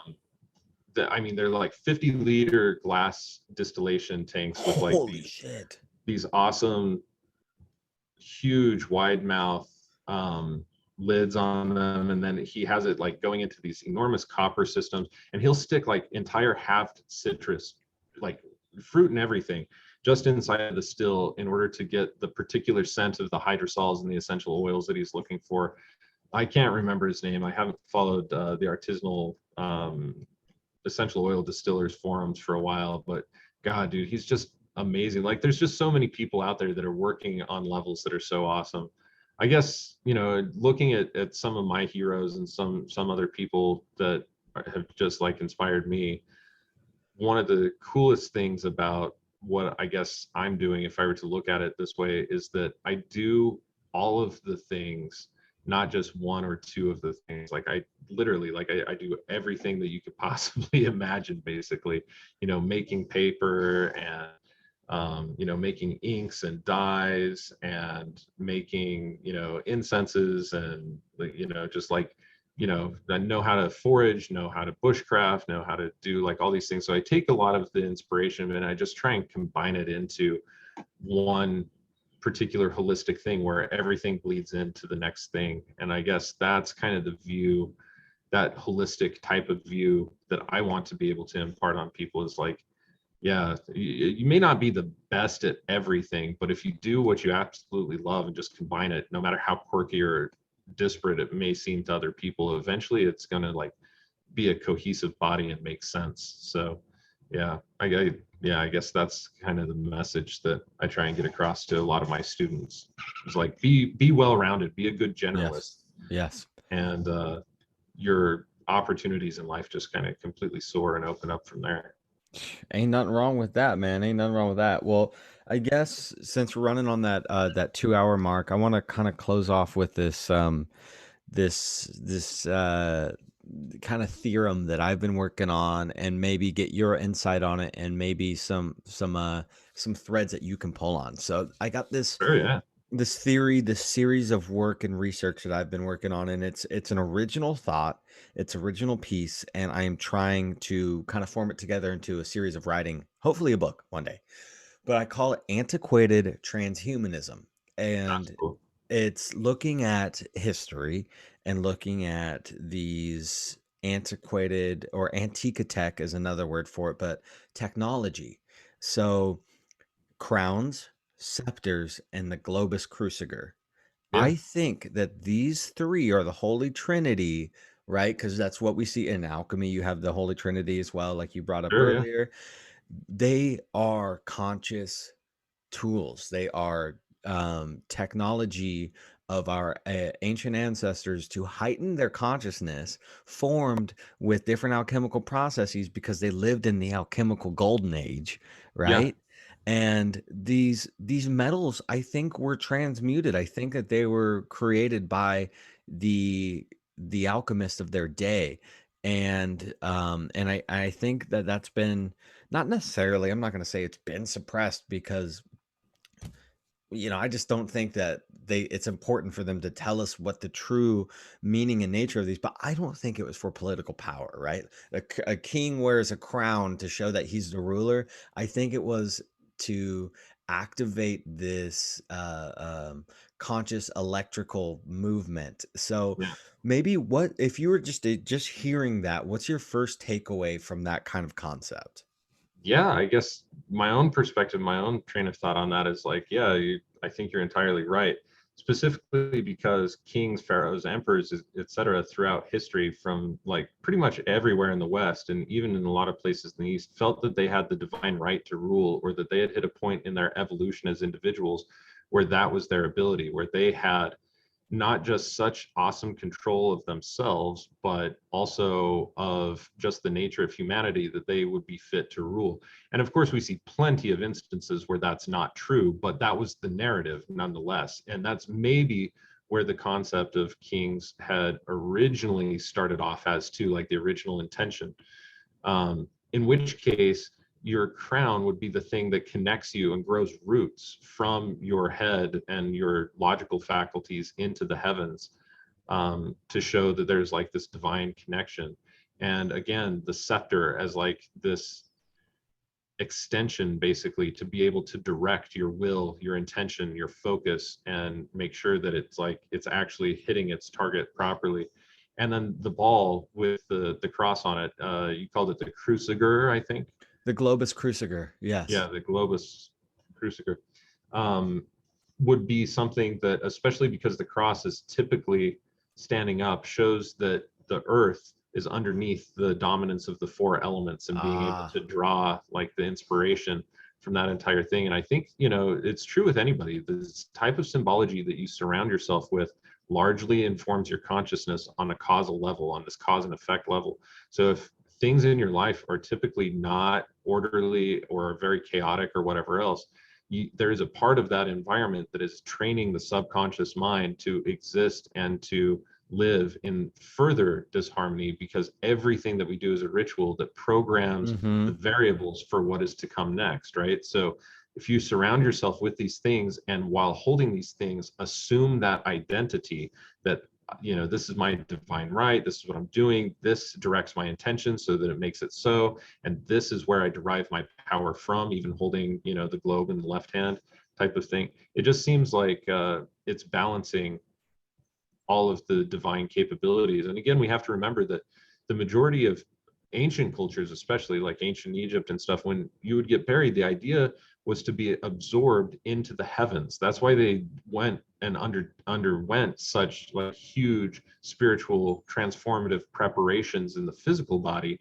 was to be able to try and purify the spirit and the soul, so that once the physical body dies, you can eject your body from this planet and into the stars, thereby making yourself a god. The stars, of course, being the gods to most of the ancient cultures. So I think that like all of those symbols that they have, like keep training them, reminding them like this is the way that it is when you are a god. How can I be as godly as I possibly can be while on earth? And a lot of them did think, like even in the Christian tradition, think that they were the vicar of Christ on earth, like popes and kings and Yeah. things like that, that they had some divine right to the throne. So yeah, That's that's just amusing that happened to come up while you talked about that for me. Wow, that was, I mean, thank you. That was a lot of insight that I'm going to I'll quote you too also, but, I love talking to Really? really smart people like yourself and kinda bringing up this thing because I come from a background where, like, it's just not a lot of intellectual people in my family, so, it's hard for me to conceptualize having intellect sometimes, and really being like, "Okay, you're on a path," like, and then what do we do with it? How do we even put it into writing? How do we put it into Yeah, fair something, enough. how do I even fucking make it presentable? So, um, but I'm finding ways to do it. And my other question is on an alchemical or an electrical or energetical sense, how do you think that gold and minerals interact with the auric field or the biofield of the human? Well, I think that in part they're necessary for the entire biofield to run properly. Like for instance, if we talk about it in terms of Chinese medicine, if the yin is low, then especially like let's talk about kidney yin. If kidney yin is low, then all sorts of different types of symptoms can happen inside of the body. And this is going to cause various different meridian points that are kind of like electrical points throughout the energetic constitution, physical constitution too, because they run through and within and between fascia and organs and other things like this. But these types of electrical networks, certain points of them will kind of go out, which means that the resonance or the electrical magnetic field or output of the quote unquote aura in that area is out of balance. The same thing with the chakras and the nadis within the Vedic system is that these pathways that they would refer to as like astral energy get obstructed, and then it shrinks the aura, it prevents the aura from being as optimally healthy as it possibly can and things like that. So I think that there's like just a huge electromagnetic interaction between having the right minerals and having the right health that is able to fund all of the systems of the body so that it's all working right and that the entire electromagnetic field and therefore the aura of that individual is balanced, healthy, whole, complete. And gold too, like gold, going back to endocrine glands, um, is really important. You can't have it in a heavy metal form.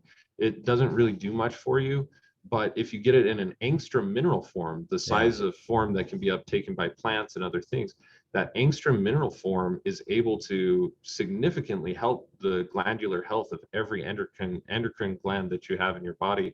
And it can help on certain cellular levels too, like at certain times cells can be able to utilize gold or various other minerals taken from gold for various purposes. I mean, it obviously has medicinal merit too. Gold chloride used to be injected straight into people's like bodies who had arthritis and stuff, and it certainly removed the arthritis pain. It may have, depending on where the injections were placed, caused some pretty severe toxicity in other patients. But yeah, and then as an alchemist, we have lots of different preparations of gold. We have what's called aurum potabile or potable gold. We also have the alchemical oil of gold. We have quintessence of gold, and there are other different forms of gold even yet that I think could still be explored and improved upon in terms of using it as a medicine as well. And so, yeah, every different type of metal and mineral and everything, like it all has a consciousness. And as a human, we're made of all of the consciousness. We are meant to be stewards of everything and to Yes. understand it because we contain it within us. We contain every metal, we contain every mineral, contain every amino acid, or at least can consume it. We can eat just about any type of plant or prepare it in a way that is medicinal, even if it's only as a homeopathic material, if it's naturally toxic or whatever. We have the ability to contain every animal within us as well. And so we are the macrocosmic expression of all of nature living at one Mm. time. And we have the ability, we're the only species that has the ability to rationally comprehend, understand, observe, replicate the behaviors and like care for all the other species as well. And so I kind of think that when we look at it like that, it's like, oh yeah, everything is important and I contain everything within me. And if I'm a good steward, if I'm living a good life, I can help everything out and take care of it to some degree. It, when you just said that too, that was super beautiful. Thank you. The way you articulate is just fucking fascinating. I love it. Oh, that's cool. Can't Thanks. yeah, yeah, of course. I can't wait to start taking some of your courses. But what made me think about that is speaking about my work with the antiquated transhumanism, having these technology and these tools, and obviously massive amounts of esoteric information from years of initiation, and obviously the initiatory process to get up to that high political point, right? Yeah, Like for real. it's initiatory. So we as humans naturally are the shepherds of our surrounding areas, right? We Yeah, have the ability to comprehend, but on that level, they go through an initiatory and alchemical processes to be shepherds of humans who are the shepherds. So yeah, they're the shepherds of the shepherds. yeah, exactly. Wow. Yeah, well, and that's a crazy thing because you usually don't see that within one species, is that there is a subdivision of individuals that understand philosophically the inner workings of their own species to such a degree that they can command and control them. But that is ultimately what ends up happening with human beings. And whether people like it or not, what makes that available is that they have not taken command of themselves and their own environment to that same level. That's what creates the entire space for other people to be able to do that in the first place. So we are all called to be able to do those types of things if or I shouldn't say we're called, we are all able to do those things if we feel the calling to. And I think that that's really what in the future should dictate who is a leader and who is not, is who is most capable and humble about their abilities to understand, philosophize, and help others learn that for themselves instead of being subject to the governance of the person who understands it. And I think in our own weird, twisted way, as weird as the world is right now, I do think that that's the end goal of this phase of evolution that we're in at present. Wow. Super cool. I respect your time and I respect your work. And so we're gonna sign off because it's been 2 hours. And with that, Been a maybe pleasure, though. Hopefully, we can have another conversation like this in the near future. I would absolutely I would be honored to do that.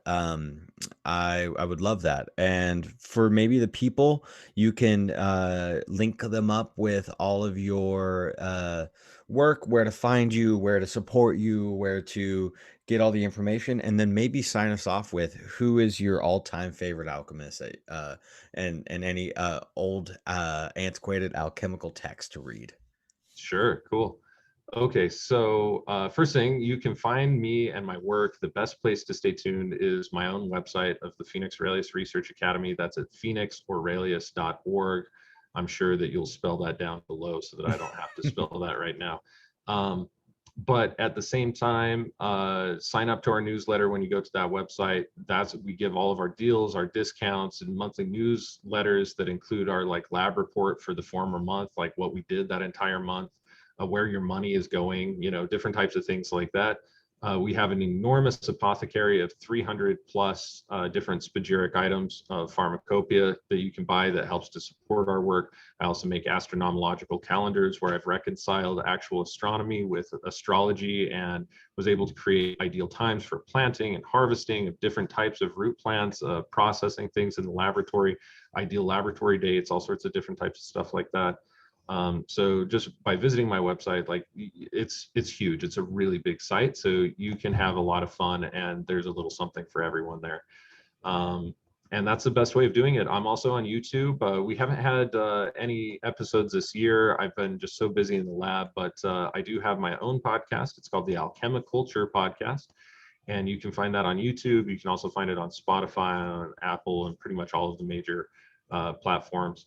And then, yeah, aside from that, I'm not sure if this will be released by then, but I will be speaking at the Good Medicine Confluence in Durango, Colorado, July 27th through the 31st. So if you are into herbs and into like alternative and holistic medicine and things like that, that is the gathering. It's so cool, so down to earth, so rad.